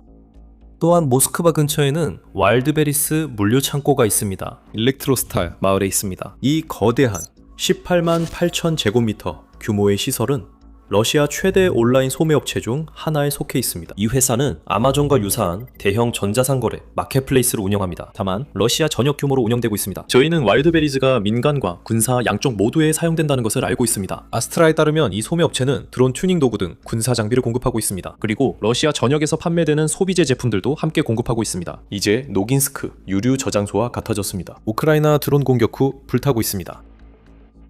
와일드베리스 창고에서 나는 연기는 노긴스크보다 훨씬 짙어 우크라이나가 모스크바주의 대형 창고를 크게 파괴했음을 보여줍니다. 전체 피해 규모는 아직 평가 중입니다. 유로마이든 프레스에 따르면 일부 추정치로는 현재 와일드베리스에서 약 13억 달러 상당의 상품이 불타고 있다고 합니다. 그 금액의 일부에 불과한 장거리 드론 치고는 좋은 성과입니다. 유로마이든 프레스는 이 수치가 러시아 감시 채널에서 나왔다고 보도했습니다. 또한 우크라이나 평가는 더 많은 손실을 보여줄 수 있습니다. 우리는 베리스가 군사 장비를 판매하는 건 알지만 왜 이 사이트인지 질문해야 합니다. 우크라이나가 와일드베리스 창고를 공격한 이유 중 일부는 미치에 있습니다. 일렉트로스타일은 모스크바에서 60km 떨어져 있습니다. 그래서 그 도시에서의 공격은 우크라이나가 러시아에게 모스크바의 방공망이 도시를 전혀 지키지 못하고 있다는 메시지를 다시 한번 강하게 전달하는 것입니다. 하지만 이번 공격에는 복수의 뜻도 있습니다. 러시아가 우크라이나를 상대로 벌이고 있는 장거리 공격에서 잘 알려지지 않은 점 중 하나는 러시아가 우크라이나군과 국민들에게 서비스를 제공하는 비슷한 유형의 시설들을 반복적으로 표적으로 삼아왔다는 것입니다. 우크라이나 주요 온라인 소매업체 노보포슈차를 푸틴이 전쟁을 시작한 뒤 러시아 드론과 미사일의 반복적인 표적이 되었습니다. 우크라이나 최대 우편 물류업체 중 하나인 노보포슈차라 우크라이나 전역에 창고가 있습니다. 2023년 10월 러시아 미사일이 크루치치의 노보포슈차 터미널을 타격했습니다. 그곳은 하르키우 주에 위치해 있습니다. 직원 6명이 사망했고 17명이 더 부상을 입었습니다. 수백 개 소포가 그 미사일로 파괴됐습니다. 2026년 중반이 되자 러시아가 노보포슈차를 반복적으로 노리는 듯합니다. 7월 2일 러시아 샤이드형 드론이 자포리자에 있는 그 회사의 분류센터 중 한 곳을 타격했습니다. 다음날 더 많은 러시아 드론이 드니프로의 또 다른 분류센터를 공격했습니다. 그리고 공격은 계속되고 있습니다. 7월 5일 키이우 노보포슈차 터미널이 공격당했습니다. 이어 크리비리우 터미널에도 추가 공격이 있었습니다. 러시아는 7월 초 체르니히우와 7월 16일 크레멘추크에서 그랬던 것처럼 노보포슈차 지점들도 계속 공격하고 있습니다. 러시아는 민간 분류 방해를 정당한 전쟁 전략으로 여기고 있습니다. 러시아에 적용되는 것이 우크라이나에도 똑같이 적용된다는 뜻입니다. 와일드베리스 창고 화재는 푸틴에게 우크라이나의 대형 배송업체 중 하나를 마비시키려는 그의 시도는 똑같이 불로 대갚아질 수 있음을 보여줍니다. 우크라이나 드론에 아무것도 하지 못한 모스크바 방공망의 완전한 실패를 방금 목격했습니다. 이 문제 뒤에 또 다른 문제가 있습니다. 이 방공망 실패는 이번이 처음이 아닙니다. 모스크바는 우크라이나의 빈번한 표적입니다. 최근 공격들은 러시아 주요 도시의 취약성을 드러낸 다른 공격들에 이어 발생했습니다. 지난 5월 우크라이나는 지금까지 러시아를 상대로 한 최대 규모의 드론 공격 중 하나를 감행했습니다. 일주일간 공격으로 모스크바 주요 목표물이 타격받았습니다. 이 공격에는 모스크바 주민 연료 대부분을 생산하는 정유소도 포함됐습니다. 한 달 후 그 정유소는 다시 공격을 받았고 화재가 너무 심해 모스크바 주민들은 거리 위로 검은 비가 내린다고 불평하기도 했습니다. 이것이 2026년 모스크바 주민들의 새로운 현실입니다. 그들은 러시아에서 가장 안전해야 했습니다. 물론 그들은 시베리아나 러시아의 다른 먼 지역에 사는 사람들보다 우크라이나에서 더 멀리 떨어져 있지는 않았지만 하지만 그들은 모스크바에 있었고 러시아의 왕관에 박힌 보석 같은 곳에 있었죠. 수많은 방공망으로 둘러싸여 있어서 파리 한 마리조차 뚫고 들어갈 수 없을 정도였죠. 푸틴은 그들에게 안전할 거라고 했죠. 하지만 그 환상은 이제 산산조각이 났습니다. 우크라이나의 드론이 또다시 직격탄을 날린 뒤 모스크바의 정유소와 저장고, 창고들이 불타는 것처럼 말이죠. 모스크바는 이제 안식처가 아닙니다. 이제는 표적이 됐습니다. 그리고 왜 그게 중요한지 이해하려면 모스크바 방공망의 신화를 더 깊이 알아봐야 합니다. 푸틴이 모스크바를 지키려는 모든 시도가 왜 실패하는지 밝혀야 합니다. 하지만 그 전에 여기는 밀리터리 쇼입니다. 이런 인사이트를 보고 싶으시다면 채널을 꼭 구독해주세요. 저희는 매주 이렇게 분석해드립니다. 모스크바 방공망에 무슨 일이 있었던 걸까요? 이 질문이 수백만 모스크바 시민들의 머릿속에 떠오릅니다. 그들은 다시 도시와 주변 주요 시설이 불탄다는 소식을 듣고 있습니다. 그 질문에 담긴 믿기지 않는 어조는 당연합니다. 왜냐하면 모스크바는 이런 일이 일어나지 못하도록 막아주는 여러 겹의 방공망으로 보호받고 있기 때문입니다. 이 방어망은 철의 고리라는 이름도 있습니다.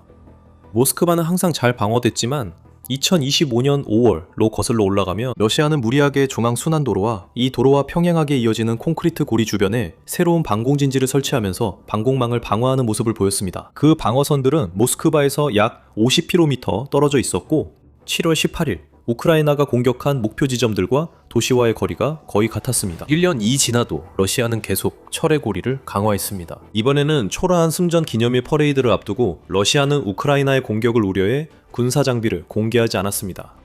키이우 포스트는 러시아 수도 인근에 수십 개 방공타워가 건설 중이라고 보도했습니다. 총 43개입니다. 이 타워들은 모두 지난 12개월간 세워졌습니다. 평범한 관찰자에게는 모스크바가 하늘에서 오는 어떤 공격도 막아낼 수 있는 요새라는 평판이 충분히 타당해 보였습니다. 하지만 현재 우리가 보는 현실은 다릅니다. 최근 모스크바 인근에서 러시아 방공망이 절박한 처지에 놓였음을 시사하는 징후가 나타났습니다. 여러 보고서에 따르면 러시아는 수도를 방어하기 위해 적극적으로 전선에서 방공망을 빼오고 있다고 합니다.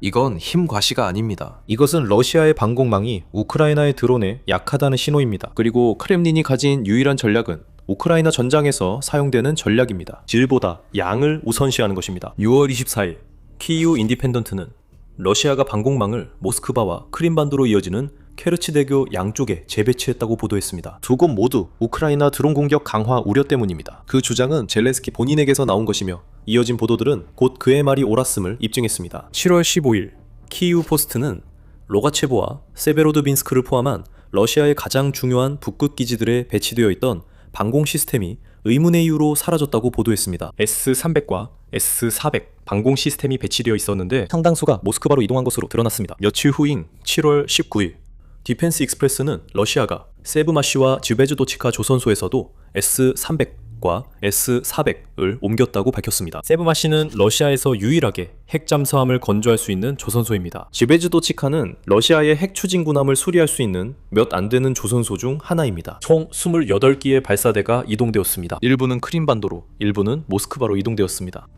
이것이 보여주는 건 두려움입니다. 그 두려움이 아주 많다는 겁니다. 러시아는 우크라이나의 드론이 점점 강력해지고 크렘린이 러시아가 전체를 방어하기에는 너무 크다는 사실과 씨름하면서 명백히 방공 위기에 직면해 있습니다. 그래서 모스크바와 크림반도가 우선순위가 되었습니다. 푸틴이 자신이 시작한 전쟁은 결코 닿지 않을 거라고 늘 장담해온 수도를 방어하기 위해 다른 주요 지역들은 약화되어야 합니다. 하지만 이런 절박한 조치들도 효과 없었습니다. 왜일까요? 러시아가 가진 몇 가지 문제가 있는데 이 모든 것은 6월 19일 메두자 보고서에서 드러났습니다. 우크라이나 드론 분량이 분명히 문제입니다. 2026년 우크라이나는 러시아에 수십 대의 드론만 보내는 게 아니다. 공격 때마다 수백 대 드론을 보냅니다.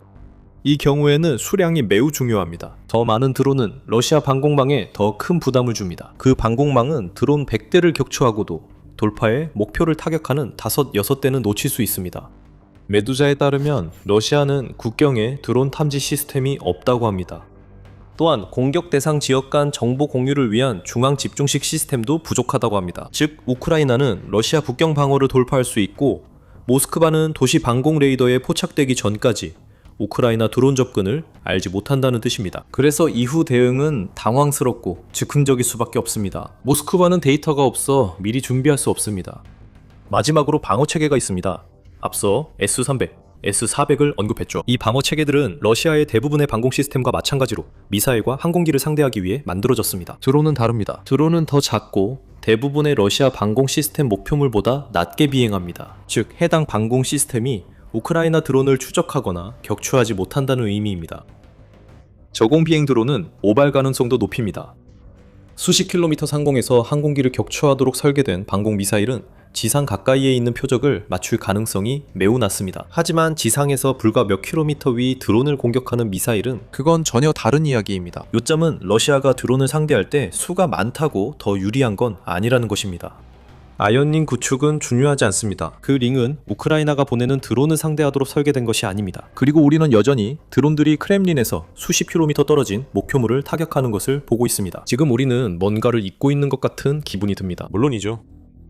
젤렌스키는 최근 우크라이나 공격에 대해 3개 목표물이 있었다고 밝혔습니다. 저희가 그중 2개에 대해 말씀드렸습니다. 세 번째 목표는 모스크바에 없었습니다. 이는 우크라이나의 중심 타격 작전이 얼마나 인상적인 수준에 이르렀는지를 보여줍니다. 우크라이나는 러시아 전역을 하룻밤에 타격할 수 있습니다. 수도와 멀리 떨어진 목표물들을 정교하게 조율된 공격으로 타격하고 있습니다. 우크라이나의 세 번째 목표는 스타브로폴 지방에 있었습니다. 우크라이나 보안국이 세 곳의 석유 저장소를 타격했고, 이어서 우크라이나 군대가 이 지역의 또 다른 연료 시설을 공격했습니다. 스타브로폴 지방은 모스크바와 가깝지 않습니다. 그곳은 러시아 수도에서 약 1300km 떨어져 있습니다. 이것은 다시 한번 우크라이나의 드론 공격이 얼마나 광범위하고 깊숙이 이루어지는지를 보여줍니다. 이 지역에서는 베즈니키 마을과 스타브로폴 북부에서 화재가 확인되었습니다. 앞서 우크라이나가 러시아 연료를 겨냥했다고 했죠. 이것도 예시입니다. 러시아 어디에 있든지 휘발유와 경유가 차량에 들어가는 대신 불타는 모습을 보게 됩니다. 푸틴이 결코 일어나지 않을 것이라던 고통이 러시아에 다시 찾아왔습니다. 이것으로 우리는 이 영상에서 마지막으로 말씀드릴 중요한 점으로 자연스럽게 넘어가게 됩니다. 푸틴은 더 이상 러시아와 수도를 지킬 수 없습니다. 그리고 푸틴도 그것을 알고 있습니다. 우크라이나가 모스크바나 원하는 다른 지역을 공격하는 것을 러시아가 막을 수 없다는 사실을 러시아의 이른바 위대한 수호자인 푸틴조차도 어느 정도 인정하는 듯한 모습을 보였습니다. 2026년 승전 기념일 퍼레이드에서 군사 장비를 전시하지 않기로 한 결정은 일종의 인정이었습니다. 러시아가 우크라이나 드론을 두려워하지 않았다면 장비를 옮길 필요가 없었습니다. 그 두려움은 크렘린이 모스크바 방공망에 자신이 없음을 국민들에게 보여줍니다. 연료 위기가 러시아를 덮치자 블라디미르 푸틴도 드물게 공개적으로 인정했습니다. 정말 어쩌면 빠르게 기름이 바닥나는 주유소 앞의 긴 줄은 우크라이나가 푸틴 예상보다 더 큰 성과를 거두고 있음을 시사할 수 있습니다. 러시아의 지도자인 블라디미르 푸틴은 이런 사실을 결코 인정하고 싶지 않았습니다. 이 사람은 자신이 시작한 전쟁의 현실을 특히 모스크바에 있는 국민들에게 최대한 숨기려고 하는 인물입니다. 하지만 땅 위의 불길, 하늘에 피어오르는 연기, 그리고 텅 비어가는 주유소는 숨길 수 없습니다. 푸틴은 통제력을 잃었습니다. 그도 그것을 알고 있으며 러시아 국민들이 그 사실을 알아차리지 못하도록 최선을 다하고 있습니다. 하지만 그들은 조짐을 알아차리고 있습니다. 푸틴은 더 이상 모스크바나 러시아의 다른 어느 곳에 있는 국민들에게도 이 전쟁이 그들에게 영향을 미치지 않는다고 설득할 수 없습니다. 영향을 미칩니다. 그들은 매일 우크라이나 드론이 머리 위를 날아다니는 모습을 봅니다.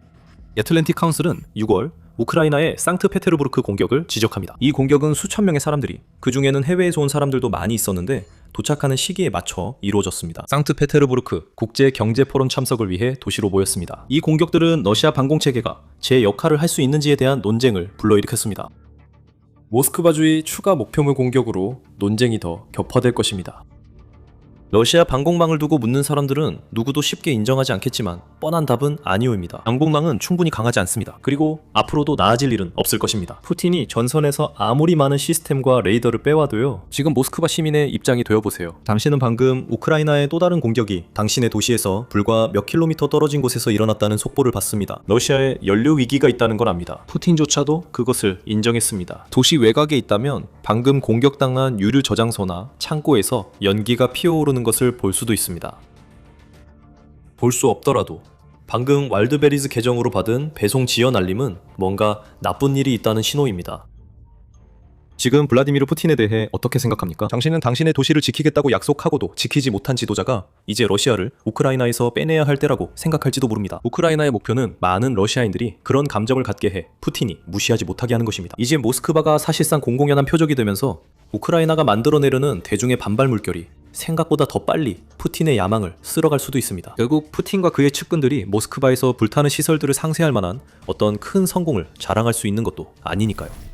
수년간 블라디미르 푸틴은 우크라이나군이 자신의 군대나 정권을 위협할 만큼 강해질 수 없다고 믿었습니다. 우크라이나 드론이 전선을 넘어 러시아 지역까지 날아들기 시작했을 때조차도 대통령은 자국이 패배할 수 없다고 확신하며 자신감을 보였습니다. 러시아가 항상 더 강하다고 믿었습니다. 우크라이나가 아무리 강해져도 보이지 않는 한계가 있을 거라 생각했습니다. 그리고 그 정도의 힘으로는 전쟁에서 승리하기 위해 필요한 지속적이고 심각한 피해를 가하기에 결코 충분하지 않을 것이라고 생각했습니다. 푸틴은 틀렸습니다. 그리고 우크라이나가 방금 증명했습니다. 우크라이나는 한계를 넘어 천장을 깼습니다. 많은 사람들이 불가능하다고 믿었던 것을 이루어냈고 오늘날 전장에서 새로운 힘과 성능의 경지에 올랐습니다. 이 변화를 이해하려면 우리는 우크라이나가 러시아의 석유 및 에너지 인프라를 겨냥한 현재 작전 초기 단계로 되돌아가야 합니다. 키우는 이미 수년 전부터 정유소와 송유관 같은 시설들을 표적으로 삼아왔습니다. 2025년에 본격적으로 수위를 높였습니다. 이때 러시아 주요 정유소 38곳 중 21곳이 공격받았습니다. 이는 전년도에 비해 성공적인 타격이 48% 증가한 수치입니다. 2025년 내내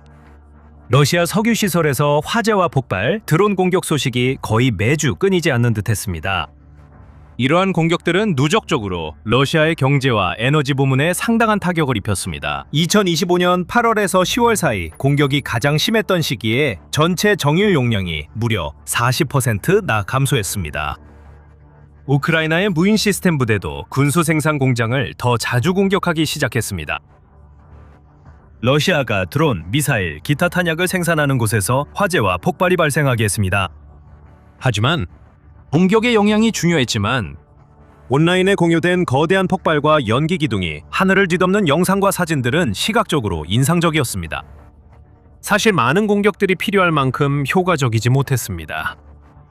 이런 일엔 두 가지 큰 이유가 있었습니다. 첫 번째 이유는 러시아 방공망의 존재였습니다. 크렘린의 방어 시스템의 효율성에 대해 의문이 제기된 것은 당연하지만 전쟁이 진행됨에 따라 러시아는 S-300 등 중요한 자산을 여전히 많이 비축하고 있었습니다. 더 현대적인 S-400, 초 M2, 북 M3, 그리고 판치르 SM. 러시아 지휘관들이 우크라이나가 자국의 에너지 인프라를 공격하려 한다는 사실을 깨닫자 그들은 이러한 자산 중 많은 부분을 정유소와 석유 터미널 같은 주요 위치로 재배치하여 키이우가 보낸 대부분의 드론과 미사일을 격추시켰습니다.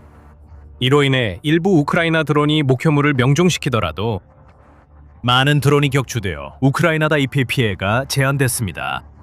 두 번째로, 그리고 어쩌면 더 큰 문제는 우크라이나군이 공격을 수행하기 위해 비교적 조잡하고 아주 소형인 드론에 의존해야 했다는 점이었습니다. 더 발전된 모델조차도 비교적 작은 탄도만을 실을 수 있었습니다. 즉, 러시아의 방어망을 뚫고 목표 지점까지 도달하더라도 정유시설을 실제로 가동 불능으로 만들 만큼 충분한 폭발력을 갖추지 못했습니다. 이 때문에 드론 공격이 발생해 시설이 잠시 가동을 멈추는 경우가 많았습니다. 하지만 곧 다시 정상 가동을 시작했습니다. 피해는 있었고 여전히 중요했습니다. 하지만 키이우의 군대가 기대했던 위기와 붕괴를 촉발하기에는 충분하지 않았습니다. 하지만 2026년에 모든 것이 바뀐 이유는 우크라이나가 두 문제의 해법을 찾았기 때문입니다. 첫째, 우크라이나가 러시아 방공망을 체계적으로 제거하기 시작했습니다. 보고에 따르면 2025년 6월부터 2026년 3월 사이에 우크라이나는 적의 방공 인프라를 대상으로 거의 500회의 공격을 감행했고 접근 거부 및 항공 차단 자산에 대해서도 433회의 추가 공격을 실시했습니다. 그 이후로도 이러한 추세는 계속되고 있습니다. 올해 3월부터 5월 사이에 크림반도에서만 24개의 레이더 시스템이 파괴되었습니다. 4월 한 달 동안에만 토르, 부크, 오사, 판치르를 포함해 25개의 방공 시스템이 파괴되었습니다. S-400과 같은 러시아의 최고급 시스템조차도 수십 대가 제거되었습니다. 그리고 우크라이나가 적 영토에 대한 공격을 강화함에 따라 크렘린의 지휘관들은 점점 더 적은 자산만을 운용할 수 있게 되었습니다. 그 결과 그들은 어느 마을과 도시, 어떤 기반 시설을 우선적으로 보호할지 가려야 하는 상황에 처하게 되었습니다. 다른 곳들은 무방비로 두고 있습니다. 예를 들어 모스크바에 대한 대규모 드론 공격 이후 러시아는 S-300과 S-400 방공 체계를 더 많이 수도로 이동시켰다고 전해집니다. 그 과정에 다른 지역들은 약화되고 있습니다. 우크라이나 드론 조종사 처칠이라는 별명을 가진 우크라이나 드론 조종사 한 명은 더 많은 방공 시스템이 파괴되고 더 많은 사각지대가 생기면서 러시아가 다층 방공 개념을 잃어가고 있다고 밝혔습니다. 그 직접적인 결과로 이제 우크라이나가 러시아 영토를 가로질러 목표로 삼고자 하는 곳까지 뚫린 경로를 찾는 것이 훨씬 쉬워졌습니다. 우크라이나는 해당 지역을 향해 드론대와 미사일 일제 사격을 보낼 수 있으며 이동 중에 격추될 위험에 대해 크게 걱정하지 않아도 됩니다. 이로 인해 키이우의 군대는 같은 목표물에 대해 더 크고 무거운 무기를 배치하는 데 있어서도 더 큰 자신감을 가질 수 있게 되었습니다. 이것이 2026년에 일어날 두 번째 큰 변화로 이어집니다. 더 큰 탄두의 사용입니다. 이전까지 우크라이나는 주로 수십 킬로그램의 탄두를 사용했습니다.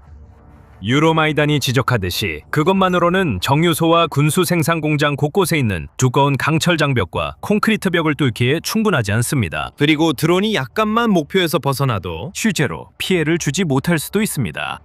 기본적으로 드론은 목표를 타격해 피해를 주려면 직접 명중해야 했습니다. 몇 피트 빗나가거나 벽 반대편에 맞으면 피해가 거의 없었고 수리도 빨랐습니다. 2025년 내내 우크라이나 분석가들은 무언가 변화가 필요하다는 것을 깨달았습니다. 그들은 드론이 더 많은 연료를 싣고 러시아 국경 너머 먼 표적까지 타격할 수 있도록 경량 탄두를 사용해왔습니다. 하지만 그 이점에는 대가가 따랐습니다. 작은 탄두들은 충분히 강하지 않았습니다.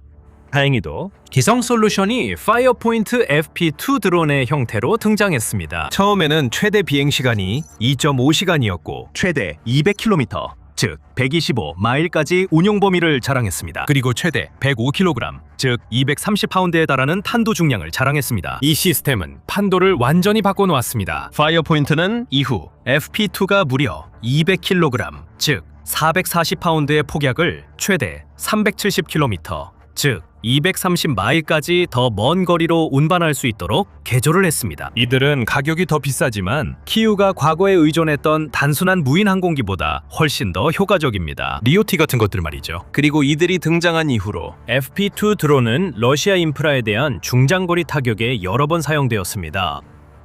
이 드론들은 가장 중요한 정유 시설의 측면에 구멍을 내기도 했습니다.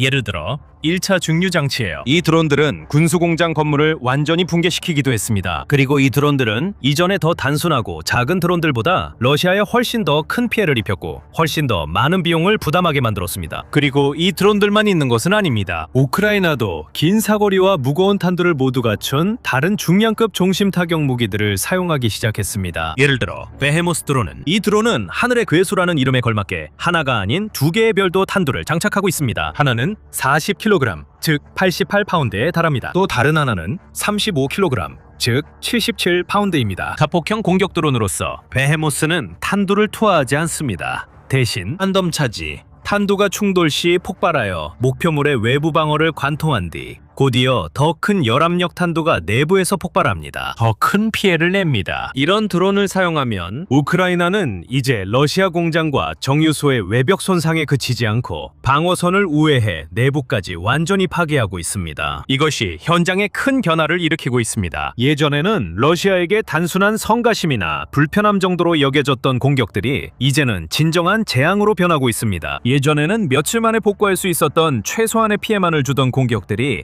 이제는 시설을 몇 주, 심지어 몇 달 동안이나 가동 중지 상태로 만들고 있습니다. 나쁜 소식은 적어도 우크라이나에 관한 한 이 더 무거운 드론들은 갈 수 있는 거리가 제한되어 있다는 점입니다. 예를 들어 베헤모스는 최대 300km, 즉 185마일까지만 이동할 수 있습니다. 이 드론들은 확실히 중거리 범주에 속합니다. 하지만 만약 우크라이나가 훨씬 더 먼 거리에 있는 목표물을 타격하고 싶다면 어떻게 될까요? 우크라이나는 이에 대한 해답도 있습니다. 하지만 그 이야기에 들어가기 전에 여러분은 지금 밀리터리 쇼를 시청하고 계십니다. 아직 구독하지 않으셨다면 지금이 기회입니다.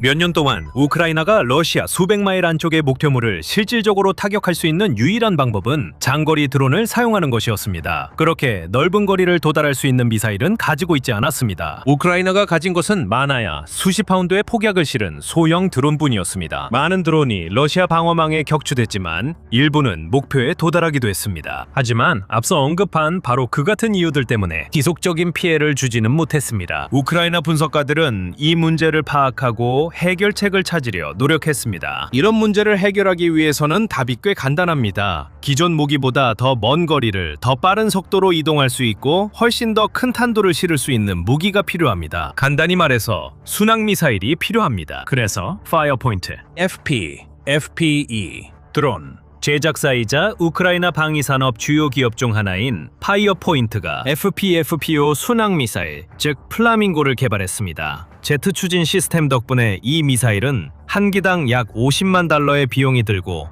놀라운 3,000km, 즉 1,900마일의 작전 범위를 자랑합니다. 이 미사일은 1,150kg, 즉 2,540파운드의 탄두를 탑재하고 있습니다. 이 미사일은 2025년 8월에 공개되었으며 그 후 5포인트 개발자들이 이 미사일이 의도한 대로 작동하고 목표를 신뢰성 있게 타격할 수 있도록 필수적인 독립형 관성 항법 시스템을 완성하는 데 시간이 좀 걸렸습니다. 그들이 작업을 마치자 플라밍고의 위력이 완전히 드러났습니다. 그리고 러시아는 그 위력을 감당할 수 없습니다. 6월 27일 러시아 볼고그라드 지역의 타이탄 베리케이드 미사일 공장에 여러 발의 플라밍고 미사일이 발사됐다는 보도가 나왔습니다.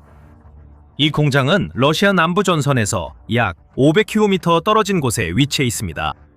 영상에는 이 거대한 미사일 두 발이 공장을 명중하는 뚜렷한 실루엣이 포착됐습니다. 이 공장은 탄도미사일과 포병 시스템의 이동식 발사대를 조립하는 곳입니다. 이것은 플라밍고 미사일이 사용된 가장 최근의 성공적인 타격사례였습니다. 예를 들어 6월 10일에는 5발의 플라밍고 미사일이 러시아 서부에 위치한 체복사리의 브니에르 프로그레스 방위전자 공장으로 발사되었습니다. 이곳은 전선에서 900km 떨어져 있습니다. 두 발의 미사일이 목표에 도달했습니다. 공장의 드론 방어 시스템을 뚫고 날아와 충돌 시 거대한 폭발 피해를 입혔고 이후 화재로 인한 피해도 발생했습니다. 탄 분야에서도 마찬가지로 키이우가 큰 진전을 보였습니다. 과거에는 서방의 보급에 의존해야 했는데 이는 종종 제한된 양만 제공되고 우크라이나가 통제할 수 없는 다른 제약들도 따랐습니다. 하지만 이제는 우크라이나는 자체 전력을 양산하기 시작해 판도를 바꿨습니다.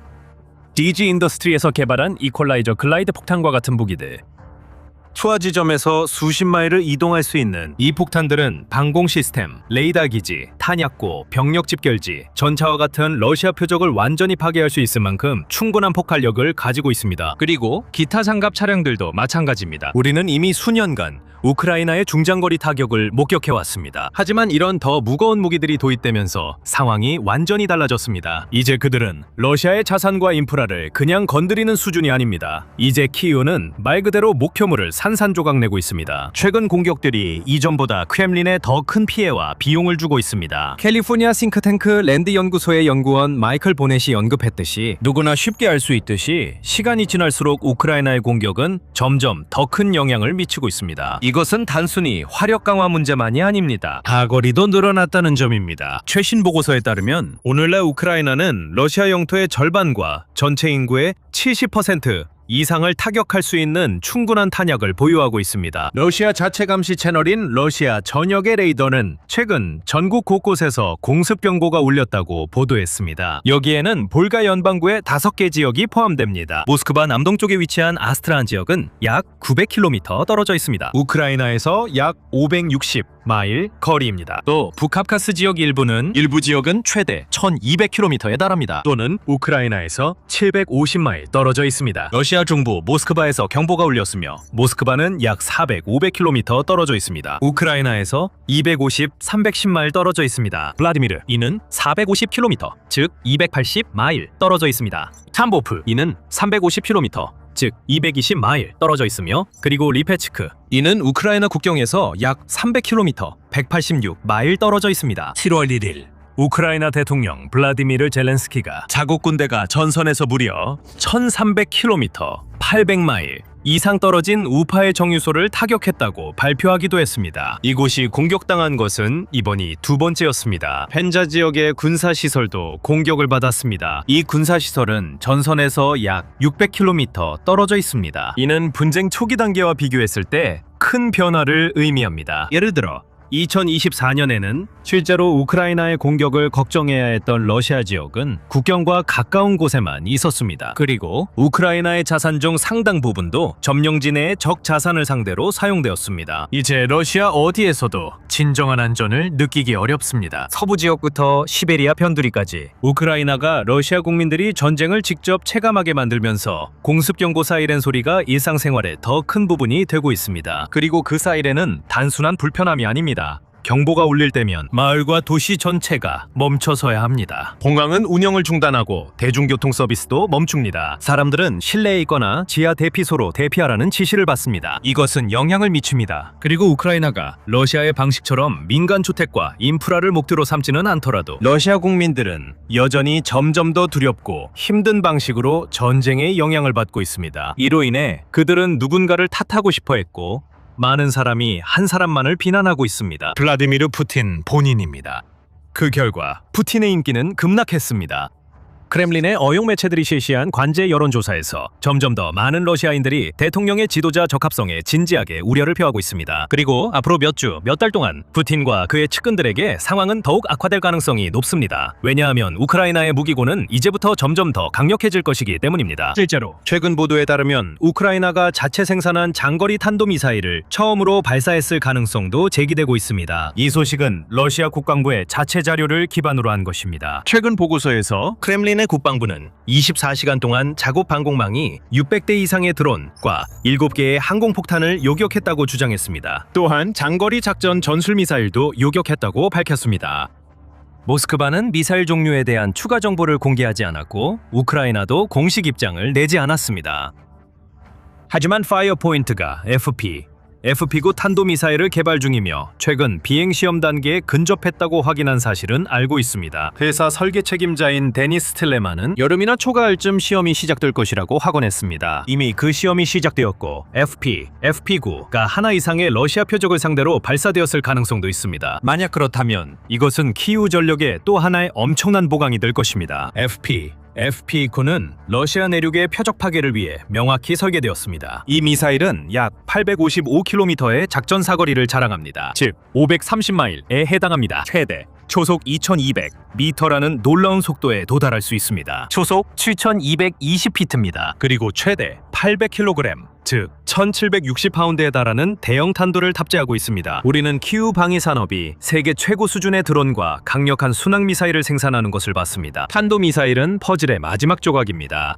브룸버그에 따르면 FP9이 이미 실전 배치됐다면 우크라이나가 얼마나 큰 피해를 줄지는 아무도 모릅니다. 만약 확인된다면 탄도미사일 발사가 사실이면 키이우가 드론과 순항미사일 체계를 넘어 자국산 장거리 타격 능력을 확대하려는 노력의 새로운 단계가 될 것입니다. 이 보도들이 사실이 아니고 FP9이 아직 준비되지 않았다 해도 이 미사일이 러시아의 중요한 인프라를 공중으로 날려버리는 모습을 보는 것도 시간 문제일 뿐입니다. 더 무거운 드론들과 새로운 활공폭탄들과 결합되면 플라밍고 순항미사일까지 추가되면 우크라이나는 역사상 가장 강력한 화력을 보유하게 됩니다. 러시아에게는 도저히 해결할 수 없는 문제의 쓰나미를 안겨주고 있습니다. 불쌍한 망상가 푸틴.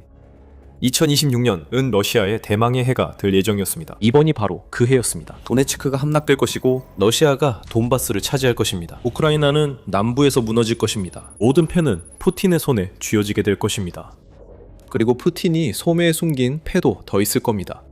그게 바로 내러티브였습니다. 그러나 우크라이나는 러시아 지도자가 자신과 전 세계에 늘어놓던 이야기들을 산산이 깨트렸습니다. 2026년에 우리가 실제로 본 것은 우크라이나가 놀라운 승리를 거듭해서 이뤄낸 모습입니다. 그리고 이제 또 하나의 승리가 있습니다. 우크라이나가 20-50km 깊이의 구멍을 만들어내면서 러시아의 전선이 산산조각 났습니다. 그 결과 120제곱킬로미터의 영토를 되찾았습니다. 러시아는 충격에 빠졌습니다. 여름 공세가 실패하고 있습니다. 이제 다음에 무엇을 해야 할지 모르는 러시아 지도자에게 진실의 순간이 닥쳤습니다.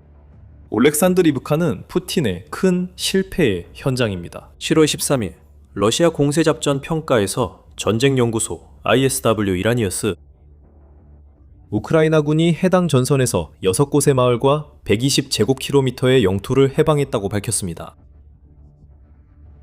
ISW는 이 해방이 정확한 기간 없이 이루어졌다고 지적했습니다. 하지만 이는 우크라이나가 러시아의 후방을 파괴하고 있는 중거리 타격 드론의 지원을 받아 수행한 일련의 반격작전의 일부였습니다. 드론들은 군수 지원을 마비시키고 전선에 약점을 만듭니다. 이후 우크라이나 돌격부대가 돌진합니다. 고립된 러시아 병사들을 공격해 그들이 온 곳으로 밀어냅니다. 이 경우 그들이 온 곳은 출발지에서 25제곱킬로미터 떨어진 곳입니다. 그리고 군대가 소금 목욕한 달팽이처럼 느리게 움직일 때 다시 침공해야 할 방대한 영토입니다. 우크라이나가 이번 대규모 진격에서 해방한 정착지들로는 보로나, 타노바, 말리브카, 지즈네바, 자포리자, 그리고 노보히리브카가 있습니다. 모두 알렉산드로브카 남동쪽에 위치해 있다고 ISW는 지적합니다. ISW는 여기서 우리가 본 것은 2026년 겨울에 시작된 작전의 연속이라고 덧붙입니다. 그때 우크라이나는 자포리자와 드니프로페트로우스크에서 진격 중이었습니다. 그 결과 480제곱킬로미터의 영토가 해방되었습니다. 이 추가된 120제곱킬로미터를 더하면 올해 들어 지금까지 총 600제곱킬로미터가 됩니다. 그 숫자만으로 러시아의 2026년을 요약할 수 있지만 이 내용은 다시 다루겠습니다. 알렉산드로프카에 대해 계속 이야기하자면 우크라이나가 어떻게 이런 놀라운 진격을 이뤄냈는지에 대한 추가 정보가 있습니다. 기본 내용은 이미 말씀드렸고 후방엔 드론, 지상엔 돌격부대가 있습니다. 하지만 그게 전부는 아닙니다. 아미미디아 X 계정에 따르면 우크라이나는 동시에 벨리코모아일리우카 방향에서 러시아의 알렉산드로프카 부대를 향해 수십 개의 돌격부대를 투입했습니다. 돌격 부대들은 계속 공중 지원을 받았고 FPV 드론도 투입된 듯합니다. 그리고 그들은 우크라이나가 해방한 영토를 체계적으로 소탕하는 작전에 돌입했습니다. 지상에 있는 보병들과 우크라이나 돌격 부대를 저지하려 했던 러시아 드론 조종사들을 제거했습니다. 이렇게 매우 잘 조율된 공격이 끝날 무렵 러시아 제120 해병사단은 우크라이나가 해방한 마을들의 주요 방어부대였던 치명적인 손실을 입었습니다. 완전히 전멸하지는 않았지만 그 사단은 사실상 쓸모없게 되었고 철수할 수밖에 없었습니다. 언급했던 중거리 타격 드론들도 역할을 완벽히 해냈습니다. 그들은 테메리브카를 표적으로 삼았습니다. 그곳은 러시아가 점령한 남부에서 핵심 물류 거점으로 만든 마을입니다. 가만 타격으로 우크라이나 사격 통제에 들어가 그 거점이 전장에서 제외됐습니다.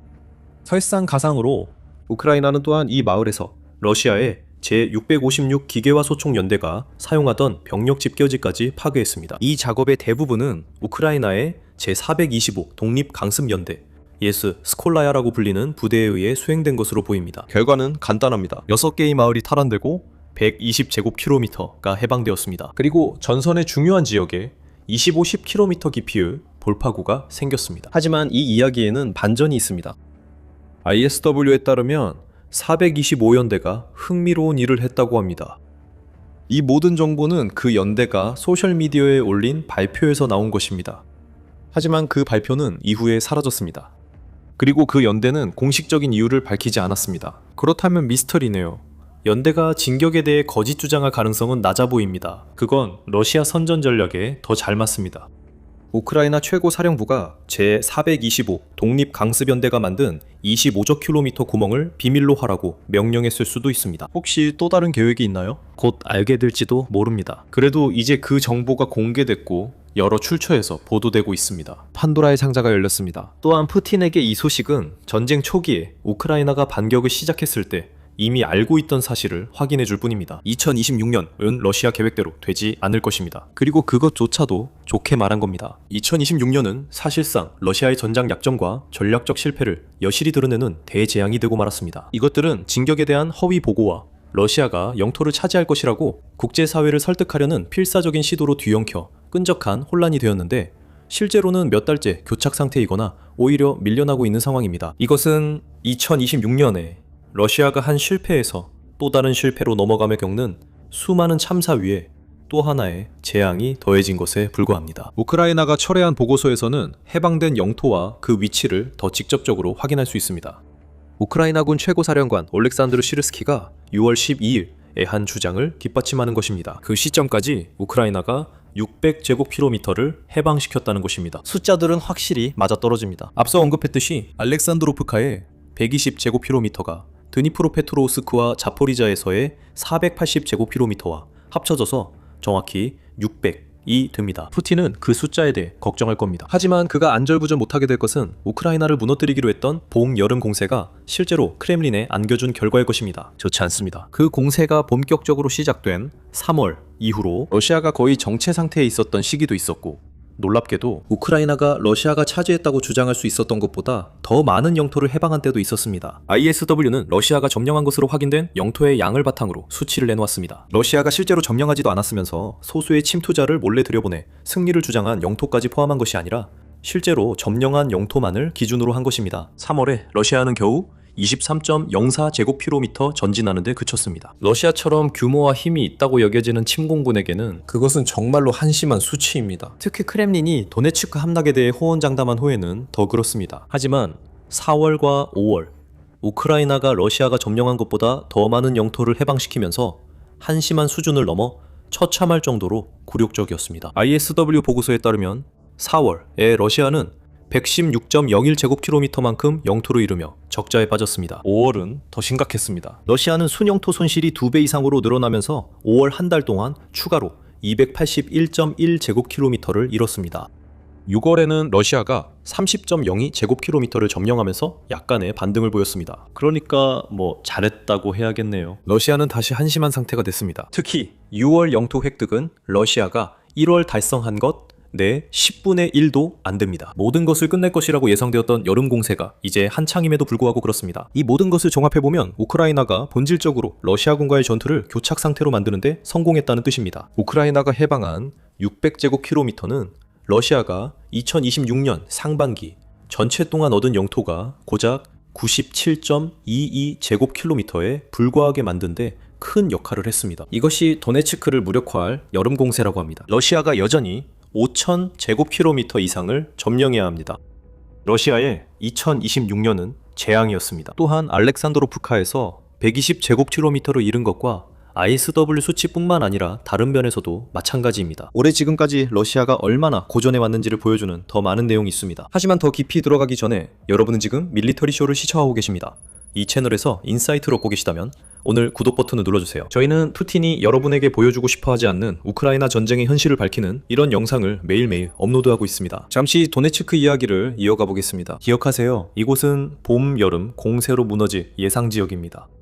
우크라이나가 다른 지역에서 진격 중이라 러시아가 올해 말까지 도네츠크 목표를 달성할 가능성이 있다고 생각할 수도 있습니다. 그렇지 않을 것입니다. 전혀 그렇지 않습니다. 알자지라에 따르면 푸틴은 도네츠크 점령에 새 기한을 설정해야 했습니다. 푸틴은 예전에 그런 적이 있습니다. 무려 14번이나 그랬습니다. 하지만 이번 마감일은 진짜라고 합니다. 도네츠크가 12월 말까지 함락된다고 합니다. 러시아 군대에 기적이 없으면 그런 일은 일어나지 않습니다. 현재 진격 속도로 보면 언론 보도에 따르면 러시아가 도네츠크를 완전히 점령하는데 5,150일이 걸릴 것이라고 합니다. 약 14년 걸린다는 말입니다. 하지만 12월 30일은 지났죠. 푸틴이 최근 마감일의 연도를 2040년으로 잡은 게 아니라면요. 우크라이나가 러시아 전선에 구멍을 내도 그 구멍들이 도네츠크에서 수백 킬로미터 떨어져 있더라도 상황이 빨라지진 않습니다. 그리고 러시아의 흑해 상황도 마찬가지입니다. 우리가 빼앗기거나 해방된 영토를 이야기할 때 땅에만 집중하기 쉽습니다. 하지만 바다도 그만큼 중요한 경우가 많고 흑해는 러시아 계획에서 큰 부분을 차지할 예정이었습니다. 우크라이나와 크림반도 사이의 장벽이자 러시아가 병력과 장비를 수송하고 우크라이나를 공격할 수 있는 수로이기도 했습니다. 흑해는 러시아 군함의 지옥이 되었습니다. 감히 바다로 나서는 어떤 군함이든 우크라이나의 드론과 미사일이 폭발적인 환영을 해줄 가능성에 직면하게 됩니다. 우크라이나 대통령 볼로디미르 젤렌스키는 7월 초에 러시아가 흑해를 잃었다고까지 선언했습니다. 그의 말에 반박하기는 어렵습니다. 우크라이나는 전함을 배치하거나 해상 봉쇄는 하지 않지만 하지만 우크라이나의 공중 및 해상 드론이 그 역할을 그만큼 잘 해내고 있습니다. 러시아는 사실상 전함을 철수시켰습니다. 그리고 이제 우크라이나가 아조프해에 주목하면서 매일 러시아의 그림자 한 대 선박 수십 척을 불태우고 있습니다. 푸틴은 러시아가 통제해야 할 두 바다 모두를 잃게 될 가능성에 곧 직면할지도 모릅니다. 그것은 점령된 크림반도의 악재입니다. 러시아가 그 반도를 둘러싼 해역을 통제하지 못한다면, 즉 러시아가 그 반도를 겨냥한 우크라이나의 공격에도 거의 대응하지 못한다는 의미입니다. 알렉산드로프카에서 25km 깊숙이 파고들어 120제곱킬로미터를 탈환한 것이 인상적이라고 생각한다면 푸틴의 침공과 러시아 대통령으로서의 위상에 가해질 타격에 비하면 그것은 아무것도 아닙니다. 만약 우크라이나의 크림반도 고립 전략이 점령자들이 반도를 포기하게 만든다면 러시아의 현재 상황은 비극적이고 창피합니다. 러시아는 3.1 전쟁, 5년째 이어지고 있는 상황에 처해 있습니다. 러시아 침공 당시 우크라이나의 붕괴가 예상됐습니다. 푸틴은 러시아의 탱크와 장갑차가 키이우로 진격해 거의 피해 없이 항복을 받아낼 수 있다고 진심으로 믿었던 것 같습니다. 그것은 2022년 2월의 일이었습니다. 그리고 러시아는 우크라이나에서의 목표를 두고 계속해서 재설정하고 또 재설정하고 다시 재설정할 수밖에 없었습니다. 이제는 본바스가 함락되는 것만으로도 충분하다고 생각합니다. 푸틴은 그때 승리를 선언할 것입니다. 하지만 모든 마감일과 도네츠크 점령까지 14년을 생각하면 그런 승리도 불가능해 보입니다. 그리고 러시아는 다른 지역에서 영토를 잃고 있습니다. 방금 전에 저희가 사상자에 대해 언급했었죠. 영토면에서 2026년이 아무리 참혹했다 해도 실질적인 피해는 푸틴이 전선에 보내는 병사들이 감당하고 있습니다. 매달 사상자가 점점 늘어나는 것 같아요. 러시아는 올해 1월부터 5월까지 매달 3만 명에서 3만 4천 명 사이의 병력을 잃었습니다. 6월에는 총 사상자 수가 140만 명을 넘어섰습니다. 6월은 러시아가 3만 9,460명의 사상자를 기록한 기록적인 달이었으며 이는 그 달 동안 러시아가 점령한 1제곱킬로미터마다 298명의 사상자가 발생했다는 의미입니다. 그것은 단순히 지속 불가능한 수준이 아니라 완전히 터무니없는 일입니다. 러시아는 이제 2025년 6월에 비해 제곱킬로미터당 19배나 많은 사상자를 감당하고 있습니다. 이 모든 것의 지속 가능성은 러시아의 또 다른 문제입니다. 7월 14일 보고서에서 ISW는 러시아가 2026년 7월 초 기준으로 19만 5천 명의 계약병을 모집하는 데 성공했다고 언급했습니다. 그 숫자는 많아 보이고 실제로도 많습니다. 하지만 러시아가 원하는 만큼은 아닙니다. 2026년 말까지 총 40만 9천 명의 모집 목표를 감안하면 지금쯤이면 20만 4,500명이 되어야 합니다. 그 목표는 올해 우크라이나가 러시아군을 압도하기 전 세워진 것이었습니다. 러시아는 현재 하루 평균 1,090명의 병사를 모집하고 있습니다. 이는 러시아의 일일 손실이 그 수치를 수백 명 이상 초과하는 시기입니다.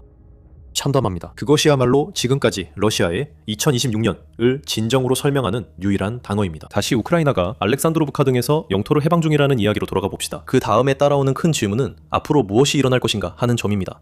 그리고 어떤 사람들은 우크라이나가 보여준 행동이 앞으로 몇 달 안에 훨씬 더 큰 반격을 준비하는 것이라고 생각할 수도 있습니다. 가능성은 있지만 아닐 것 같습니다. 알렉산드로프카에서의 상황은 젤렌스키가 1월에 경고한 그대로입니다. 우리는 전략적 방어를 하겠지만 방어만으로는 승리할 수 없음을 알고 있습니다. 따라서 우리는 작전 주도권을 유지하기 위해 공세작전을 수행할 것입니다. 젤렌스키는 올해 우크라이나의 계획에 대해 논의하면서 이렇게 말했습니다. 대부분의 사람들에게는 쉽게 지나칠 수 있는 모호한 발언이었지만 2026년에 우리가 지금까지 본 것은 그 접근 방식이 완벽하게 실행되고 있다는 점입니다. 우크라이나는 러시아 전선의 약점을 발견하거나 만들면 강하게 타격했습니다. 알렉산드로프카에서 그런 일이 있었습니다. 중거리 타격 드론이 틈을 만들었고 정교하게 조율된 공격으로 우크라이나가 그 틈을 메우고 요새화할 수 있었습니다. 이 전략은 효과적이지만 약 1200km에 이르는 전선을 완전히 마비시키기에는 충분하지 않습니다. 그렇다면 우크라이나가 큰 반격을 준비하지 않는다면 왜 알렉산드로프카가 중요한 걸까요? 그 답은 푸틴이 이 지역과 러시아가 자포리자와 드니프로페트로우스크에서 잃은 나머지 지역을 어떻게 활용하려 했는지에 있습니다. 러시아는 이 지역을 완충지대로 삼아 우크라이나가 병력과 보급품을 도네츠크로 보내는 것을 막으려 했습니다. 하지만 그 완충지대는 무너졌습니다. 그리고 그 결과가 바로 우리가 지적했던 러시아의 봄과 여름 공세의 완전한 실패입니다. 엄청난 러시아군 사상자와 너무 느린 진격 속도, 즉 러시아가 도네츠크를 점령하려면 10년이 넘게 걸릴 것이라는 사실은 모두 우크라이나가 남쪽 전선에서 매우 정밀하게 구멍을 뚫은 데서 비롯된 것입니다. 러시아 선전꾼들이 총 출동하는 것만 봐도 우크라이나의 대응이 효과적임을 알 수 있습니다. 7월 14일 알렉산드로브카 돌파가 공개된 바로 그 시점에 러시아 뉴스 통신사 타스는 안드레이 모로지코라는 자칭 군사 전문가의 발언을 보도했습니다. 우크라이나의 콘스탄티니우카 일대 영토를 해방하려는 노력에 대해 이야기하며 모로지코는 도네츠크 지역에 대해 주장했습니다. 그 결과 이곳에서 적극적인 교전이 오랜 시간 지속되고 있습니다. 우크라이나 지휘부의 모든 시도가 헛되고 실패로 끝났습니다. 게다가 우크라이나 지휘부는 계속 정당화할 수 없는 손실을 입고 있습니다. 자신들의 인원에 대한 아무런 배려도 보이지 않고 있습니다. 사실상 그들을 총알바지로 내모는 겁니다. 우리는 그 상황에 어떻게 대응해야 할지조차 잘 모르겠습니다. 그 인용문에서 우크라이나를 러시아로 바꾸면 러시아가 4년 넘게 해온 일을 딱 설명하는 말이 될 수도 있습니다. 모로즈코는 우크라이나가 콘스탄티니우카에서 반격을 시도해도 성과가 없을 것이라고 대담하게 주장합니다. 우크라이나는 이미 반격의 효과를 입증했습니다. 반격이 시작되면 우크라이나가 빈틈을 찾았고 러시아가 취약하다는 의미입니다. 우크라이나의 알렉산드로프카 대승은 러시아의 실패를 지켜봐온 사람이라면 누구나 이미 알고 있던 사실을 드러냅니다. 푸틴에게 진실의 순간이 찾아왔습니다. 그는 아직 그것을 모를 수도 있습니다. 그는 그 사실을 일부러 외면한 나머지 그 순간이 온 것처럼 굴 수도 있습니다. 하지만 그 어떤 것도 우리가 우크라이나에서 전반적인 흐름의 전환을 목격했다는 사실을 바꾸지 못합니다. 전략적으로 러시아는 이제 되돌릴 수 없는 지점을 지났습니다. 몇백 탕방 킬로미터를 잃었다고 러시아가 무너졌다는 의미인가요? 아니요. 하지만 이것이 의미하는 바는 우크라이나가 러시아를 점점 더 아프게 할 소모전의 공식을 찾아냈다는 것입니다. 러시아 공격자들에게는 속임수입니다. 전선에서 약한 위치에 있는 이들을 제거하는 것입니다. 반복해서 계속합니다. 그리고 러시아가 스스로 지치게 내버려두는 거죠. 푸틴이 지금 직면한 우크라이나는 그 어느 때보다 강해진 모습입니다. 푸틴의 분열 시도에도 불구하고 나토 유럽 회원국들의 지원이 더 늘고 있습니다. 미국을 포함한 나토 자체도 이제 푸틴에 맞서 단결한 모습이고 전선에서의 손실을 넘어 러시아 내 주요 지역 어디에서든 우크라이나의 장거리 타격에 취약합니다. 이것이 바로 우리가 말하는 모멘텀의 변화입니다. 알렉산드로브카는 정말 인상적이지만 푸틴에게 훨씬 더 큰 문제의 축소판을 보여줍니다. 전쟁이 어떻게 끝나든 푸틴은 이미 패배했습니다. 이제는 우크라이나의 완전한 항복이 아니고서는 승리라고 할 수 없습니다. 그리고 그렇게 되더라도 한때 거인 같던 러시아가 약소국임을 드러낸 피로스의 승리에 불과할 것입니다. 블라디미르 푸틴은 러시아 이미지를 유지하려면 아무것도 하지 않아도 됐습니다. 하지만 그는 침공했습니다. 그리고 우크라이나는 그에게 대가를 치르게 했습니다. 7월 13일 아침까지 이어진 24시간 은 오명으로 남을 것입니다. 우크라이나는 이번 전쟁 최대의 밤이었습니다. 하지만 우크라이나는 러시아를 뒤덮은 드론대로 기록을 갈아치웠습니다. 이것은 우크라이나에게 믿을 수 없는 밤이었습니다. 1700개가 넘는 러시아 표적이 파괴되었습니다. 우크라이나의 드론은 러시아의 방공망이 다시 한번 실패하고 있음을 증명했습니다. 러시아는 단 하루 24시간 동안 이렇게 많은 것을 잃어본 적이 없습니다. 그리고 어찌된 일인지 푸틴에게 상황은 더 나빠집니다. 이게 절정이 아니었습니다. 이것은 우크라이나가 앞으로 몇 달 동안 공격이 더 강력하고 효과적일 것임을 알린 것이었습니다. 주요 수치부터 시작하겠습니다. 유나이티드 24 미디어에 따르면 우크라이나 무인 시스템 부대, 즉 SBS가 24시간 만에 1725개의 러시아 표적을 타격하는 데 성공했습니다. 7월 13일 아침까지 이어졌습니다. 이 표적들 대부분은 밤새 이어진 치명적인 공격 동안 타격당했습니다. 그 소식은 우크라이나 무인 시스템 부대의 지휘관인 열정적인 로버트 브로브디로부터 전해졌습니다. 텔레그램 게시물에서 주요 세부 정보를 제공했습니다. 기록적인 공격 횟수 외에도 SBS는 24시간 동안 418명의 러시아군 사상자를 발생시켰습니다. 7월 13일의 성과는 SBS가 그달 내내 우크라이나에서 가장 효과적인 군사부대 중 하나로 떠오른 흐름의 연장선이었습니다. 7월 들어 지금까지 SBS 드론에 의해 발생한 러시아군 사상자는 4,181명에 달합니다. 같은 부대는 13일 만에 19,759개의 러시아 표적을 타격하는 데에도 성공했습니다. 이는 하루 평균 거의 1,520개에 달하는 수치입니다. 7월 13일에 우크라이나가 타격한 1,725개의 표적을 제외하면 그 평균은 1,502로 떨어집니다. 이것은 SBS의 7월 13일 기록 경신이 얼마나 놀라운 것이었는지를 보여줍니다. 평균보다 200개 넘는 표적이었고 이로 인해 러시아는 두려워해야 함을 알게 됐습니다. 우크라이나의 드론 조종사들은 속도를 늦추지 않고 있습니다. 그들은 공격을 강화하고 있고 러시아는 아무것도 할 수 없습니다. 저희가 7월 12일부터 13일까지 우크라이나가 타격한 1725개 모든 목표물을 일일이 설명드릴 수는 없다는 점을 숨기지 않겠습니다. 저희가 그렇게 했다면 영상이 며칠짜리가 됐을 거예요. 그리고 브로브디는 그 숫자 외에 다른 세부 사항을 제공하지 않았습니다. 러시아 후방 상당 부분이 표적이 됐다고 볼 수 있습니다. 우크라이나가 러시아의 연료와 보급 트럭을 놀라운 속도로 파괴하는 물류 봉쇄 작전을 계속하고 있기 때문입니다. 최전선 너머의 지휘소, 방공망, 그리고 병력 집결지까지 격파하고 있습니다. 오늘 밤 주요 장면 몇 가지를 소개하겠습니다. 이 주요 장면들은 모두 우크라이나 보안국 SBU길이 실시한 일련의 타격에서 나온 것입니다. 이들은 점령지에서 고가치 표적을 제거하기 위해 SBS와 협력합니다. 우선 함정들부터 시작해봅시다. 유나이티드 24 미디어에 따르면 우크라이나의 드론이 기록적인 24시간 동안 러시아의 프로젝트 12150 망구스트 순찰정을 두 척 격침시켰습니다. 이 순찰정들이 러시아 흑해함대에서 가장 인상적이지는 않지만 더 강력한 군함들은 대부분 이미 파괴됐거나 우크라이나 드론을 피해 멀리 숨고 있기 때문입니다. 그래도 러시아 측은 이 순찰정들이 해안 지역을 방어하기 위해 존재하며 12.7mm 또는 14.5mm 기관총으로 무장되어 있어 드론을 격추하거나 무인 해상 선박을 공격하는 데 사용할 수 있다고 말합니다. 여기서 우리가 보는 것은 이미 전쟁에서 사실상 무력화된 흑해함대를 우크라이나가 점진적으로 약화시키는 과정의 연속입니다. 순찰정 외에도 SBU와 SBS는 러시아가 점령지 크림반도로 보급품과 장비를 운송하는 데 사용해온 여러 대의 페리도 공격 대상으로 삼았습니다. 케르치 해협에서 마리아호와 예시코가 우크라이나 드론에 격침됐습니다. 우크라이나는 또한 포트 카프카스를 공격해 파나기아호와 레브렌티오 페리를 타격했습니다. 아마도 이 선박들이 정박해 있었고 아마도 적재를 기다리고 있었던 것으로 보입니다. 페리라는 단어에 속지 마십시오. 이 단어가 민간 선박을 의미하는 것처럼 보이지만 실제로는 전혀 그렇지 않습니다. 러시아는 흑해와 아조프해의 물류를 유지하기 위해 손에 넣을 수 있는 모든 선박을 징발했습니다. 우크라이나가 이런 선박을 공격할 때마다 러시아 해상 물류에 큰 타격을 줍니다.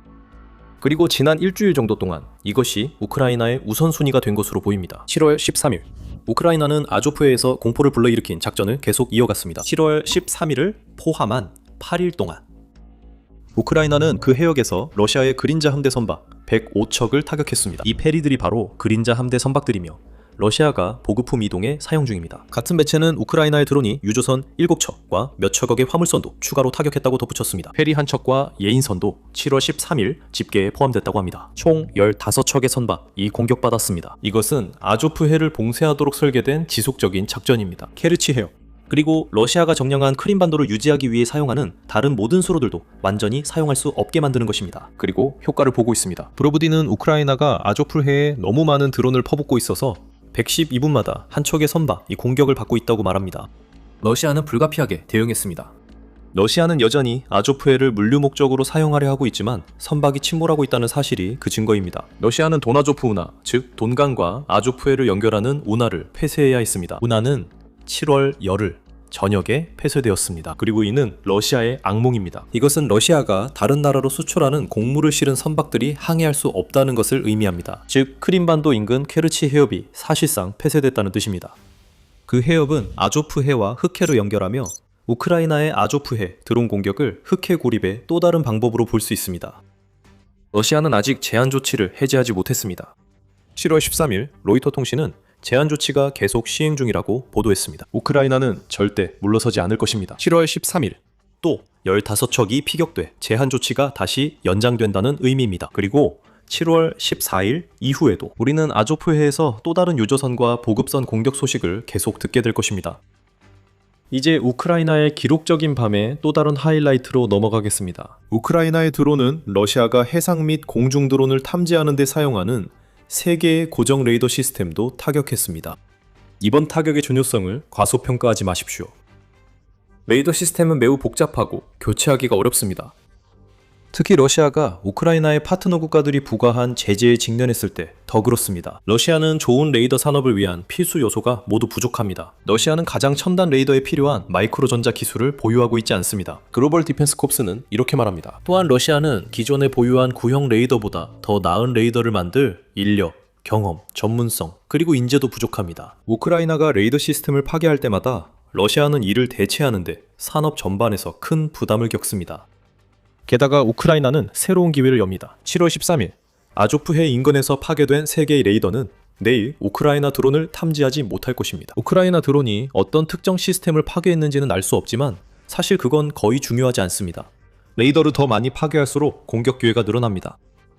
게다가 우크라이나는 이 레이더들이 원래 탐지해야 할 무기들이 바로 그 레이더들을 무력화했다는 아이러니를 즐길 수 있습니다. 우리는 아직 하이라이트 영상의 일부만 살펴봤습니다. 더 다뤄야 할 우크라이나가 노린 표적들이 남아있고 우크라이나의 확장되는 공중작전이 러시아와의 전쟁의 미래에 어떤 의미가 있는지도 설명할 예정입니다. 하지만 그 모든 내용을 다루기 전에 여러분은 지금 밀리터리 쇼를 시청하고 계십니다. 이 채널에서 인사이트를 얻고 계시다면 구독 버튼을 누르고 알림을 설정해주세요. 저희는 매주 이렇게 자세히 분석해드립니다.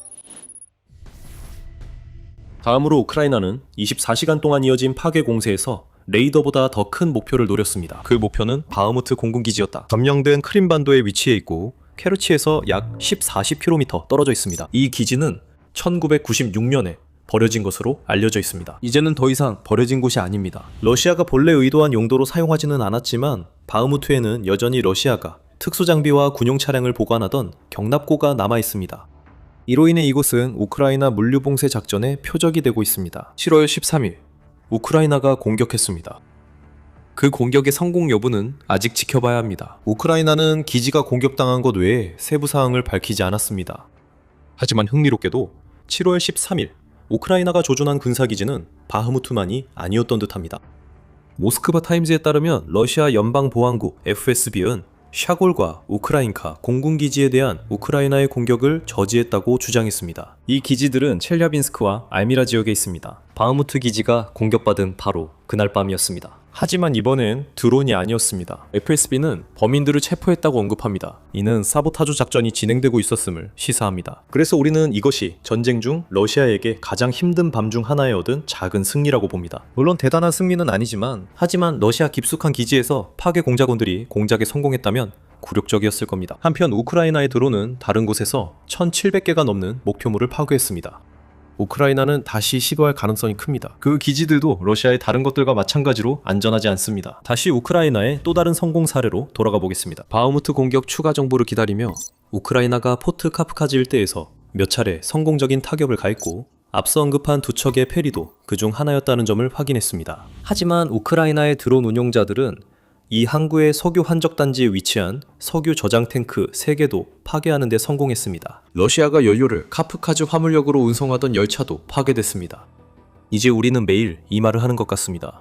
우크라이나가 크림반도 고립작전을 계속하며 연료가 또 파괴됐습니다. 하지만 더 중요한 점은 포트 카프카즈에 대한 또 다른 성공적 타격이 크림반도 점령자들에게 푸틴이 그들을 더 이상 보호할 수 없다는 메시지를 보낸다는 것입니다. 우크라이나는 이 항구 공격마저 사상 최대 규모의 야간 타격 작전의 일부로 아무렇지 않게 넣을 수 있습니다. 이런 공격이 우크라이나에 점점 더 쉬워 보입니다. 우크라이나가 카프카스 항구를 다시 공격했다고 말하는 이유는 몇 주 전 이 항구가 케르치 다리 양쪽을 겨냥한 우크라이나의 타격에 포함됐기 때문입니다.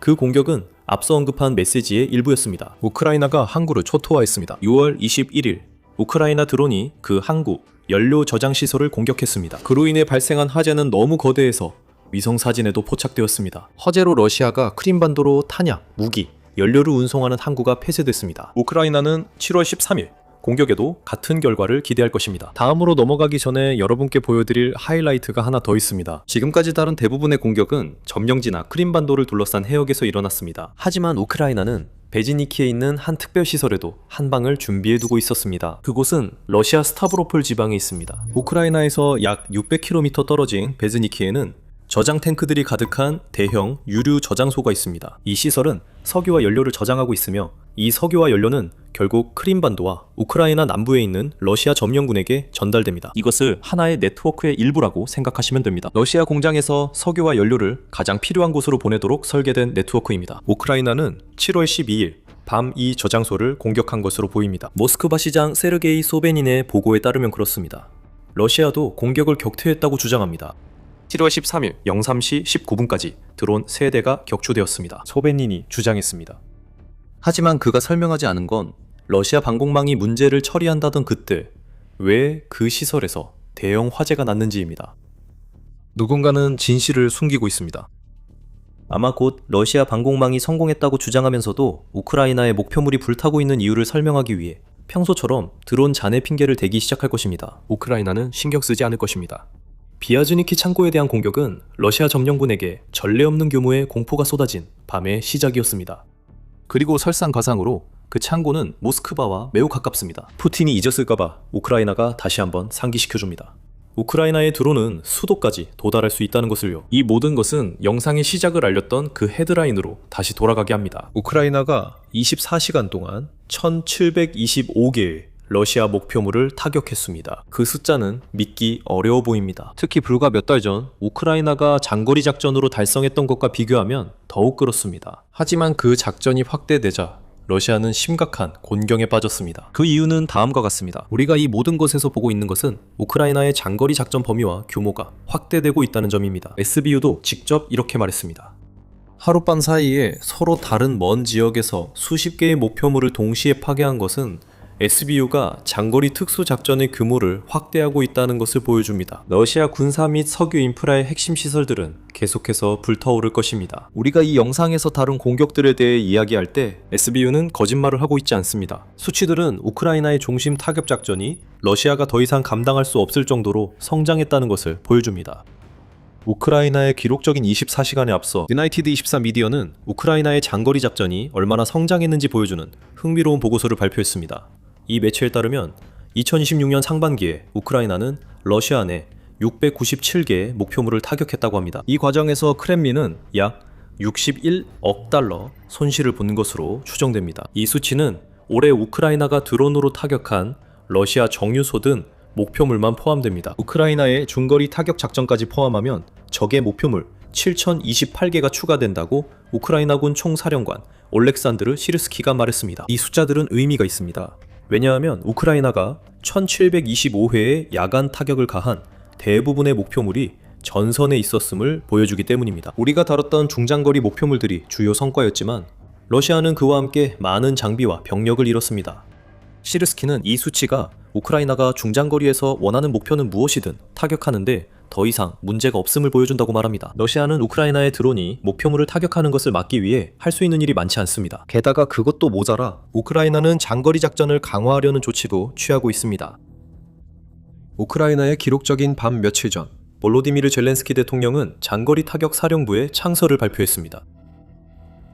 대통령령으로 공식화된 이 사령부는 우크라이나의 장거리 전력을 정식 체계로 편입하고 일원화할 것입니다. 본질적으로 이미 러시아와 점령지에서 맹위를 떨치고 있는 이 작전을 더욱 치명적이고 효율적이며 효과적으로 만들겠다는 것입니다. 푸틴은 믿기지 않아 고개를 흔들고 있을 것입니다. 우크라이나는 이미 이런 지휘체계 없이도 큰 혼란을 일으키고 있습니다. 새 조직이 자리 잡으면 어떤 일이 생길지 푸틴은 상상만 할 수 있습니다. 이 모든 일은 푸틴이 전쟁을 계속할 수 있게 하는 모든 것을 방해하려는 우크라이나의 더 큰 틀의 전략의 일환으로 벌어지고 있습니다. 이 개념은 단순하며 전쟁만큼이나 오래된 것입니다. 러시아의 힘의 원천을 제거하고 러시아 내부와 점령지 모두에서 전선 병사들을 약화시키고 큰 대가를 치르게 하라는 뜻입니다. 이 전통적 제공권 장악과 다른 점은 우크라이나의 실행 방식입니다. 우크라이나는 그럭저럭 괜찮은 공군을 보유하고 있지만 우크라이나 전역을 모두 방어하기에는 규모가 턱없이 부족합니다. 러시아로 들어가 목표물을 타격하는 것은 말할 것도 없습니다. 우크라이나가 대신하고 있는 것은 드론과 자체 저비용 순항 미사일을 활용해 러시아의 전쟁 기계를 내부에서부터 파괴하는 것입니다. 이제는 전통적인 의미의 제공권이 더 이상 필요하지 않습니다. 오히려 우크라이나는 매달 수천 대의 드론을 전장과 그 너머로 보내 러시아의 진격 시도를 방해하고 석유와 연료를 파괴하며 러시아가 사정권 밖이라고 생각했던 목표물까지 타격할 수 있습니다. 이것은 우크라이나의 천재적 비대칭 전략입니다. 전쟁이 계속될수록 이 전략은 더 발전할 것입니다. 러시아는 다양한 방면에서 영향을 받고 있습니다. 특히 연료 위기는 전국에 영향을 미칠 정도로 심각해졌습니다.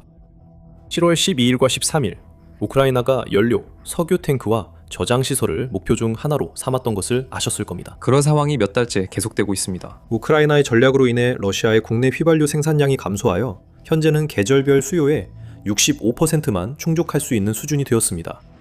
러시아는 현재 하루에 최대 4만 5천 메트릭톤의 연료가 부족한 상황입니다. 이로 인해 러시아는 단지 수요를 맞추기 위해 다른 나라들로부터 연료를 구해야 하는 상황에 처하게 되었습니다. 7월 14일자 리포트에서 유나이티드 24 미디어는 러시아의 연료 부족이 너무 광범위해서 러시아의 비상 서비스에 연료를 공급하기 위해 예정되어 있던 연료 입찰이 취소되고 있다고 밝혔습니다. 우크라이나가 지금 하고 있는 일은 한때 러시아의 가장 큰 강점이었던 것을 이제는 가장 큰 약점으로 드러내고 있다는 것입니다. 러시아는 연료가 부족해서는 안 됩니다. 러시아는 세계 최대 석유 생산국 중 하나입니다. 하지만 러시아의 중앙집권적인 정치 체제에서는 모든 결정이 우크라이나에 집착하는 한 사람을 거쳐야 합니다. 이로 인해 러시아가 신속하게 대응하는 것을 불가능하게 만들고 있습니다. 대신 러시아는 힘겹게 움직이고 있습니다. 우크라이나 드론이 비행하는 동안 푸틴의 결정을 기다리고 있습니다. 평범한 러시아인들은 체계적 위기 대응을 받지 못하고 있습니다. 우크라이나가 물러서고 러시아가 언젠가 회복될 것이라는 막연한 희망뿐입니다. 우크라이나는 당분간 물러서지 않을 것입니다. 기록적인 야간 공습이 이를 보여줍니다. 러시아도 앞으로 이런 일이 더 자주 일어날 걸 알고 있습니다. 우크라이나는 7월 13일에 6월 말 발표된 40일간 작전의 일부를 실행했으며 이 작전이 푸틴에게 전쟁 종결 압박을 위한 것이라고 밝혔습니다. 그 작전은 아직 절반도 지나지 않았습니다. 이 작전은 젤렌스키에 따르면 우크라이나 중장거리 제재에 기반한다고 합니다. 러시아가 앞으로 몇 주 더 버틸 수 있을까요? 40일간 작전. 이 젤렌스키 기대에 못 미치면 러시아는 우크라이나가 다음에 준비해둔 어떤 것도 견딜 수 있을까요? 이 질문들에 대한 답이 점점 아니오로 보이고 있습니다. 러시아가 하루 만에 이렇게 많이 잃은 적은 없습니다. 하지만 우크라이나가 지금 본 것보다 더 큰 규모의 또 다른 강력한 제재를 가할 경우 며칠이나 몇 주 후에 우리가 똑같은 말을 하게 되어도 전혀 놀랍지 않을 것입니다. 우크라이나는 2026년 집계를 계속 늘려갈 것이고 러시아가 올해를 버틴 것도 놀랍습니다. 6월 말쯤 우크라이나는 러시아 상공의 태양을 가릴 정도로 엄청난 2026년 공습의 규모를 공개했습니다. 새로운 이정표들이 세워졌습니다. 러시아의 방어 체계는 완전히 압도당했습니다. 영상 시청하시면 모든 내용을 확인할 수 있습니다. 영상이 재미있었다면 구독 버튼을 눌러 우크라이나의 러시아 상대 최신 승리 소식을 계속 받아보세요. 그리고 언제나 그렇듯이 감사드립니다. 시청해주셔서 감사합니다.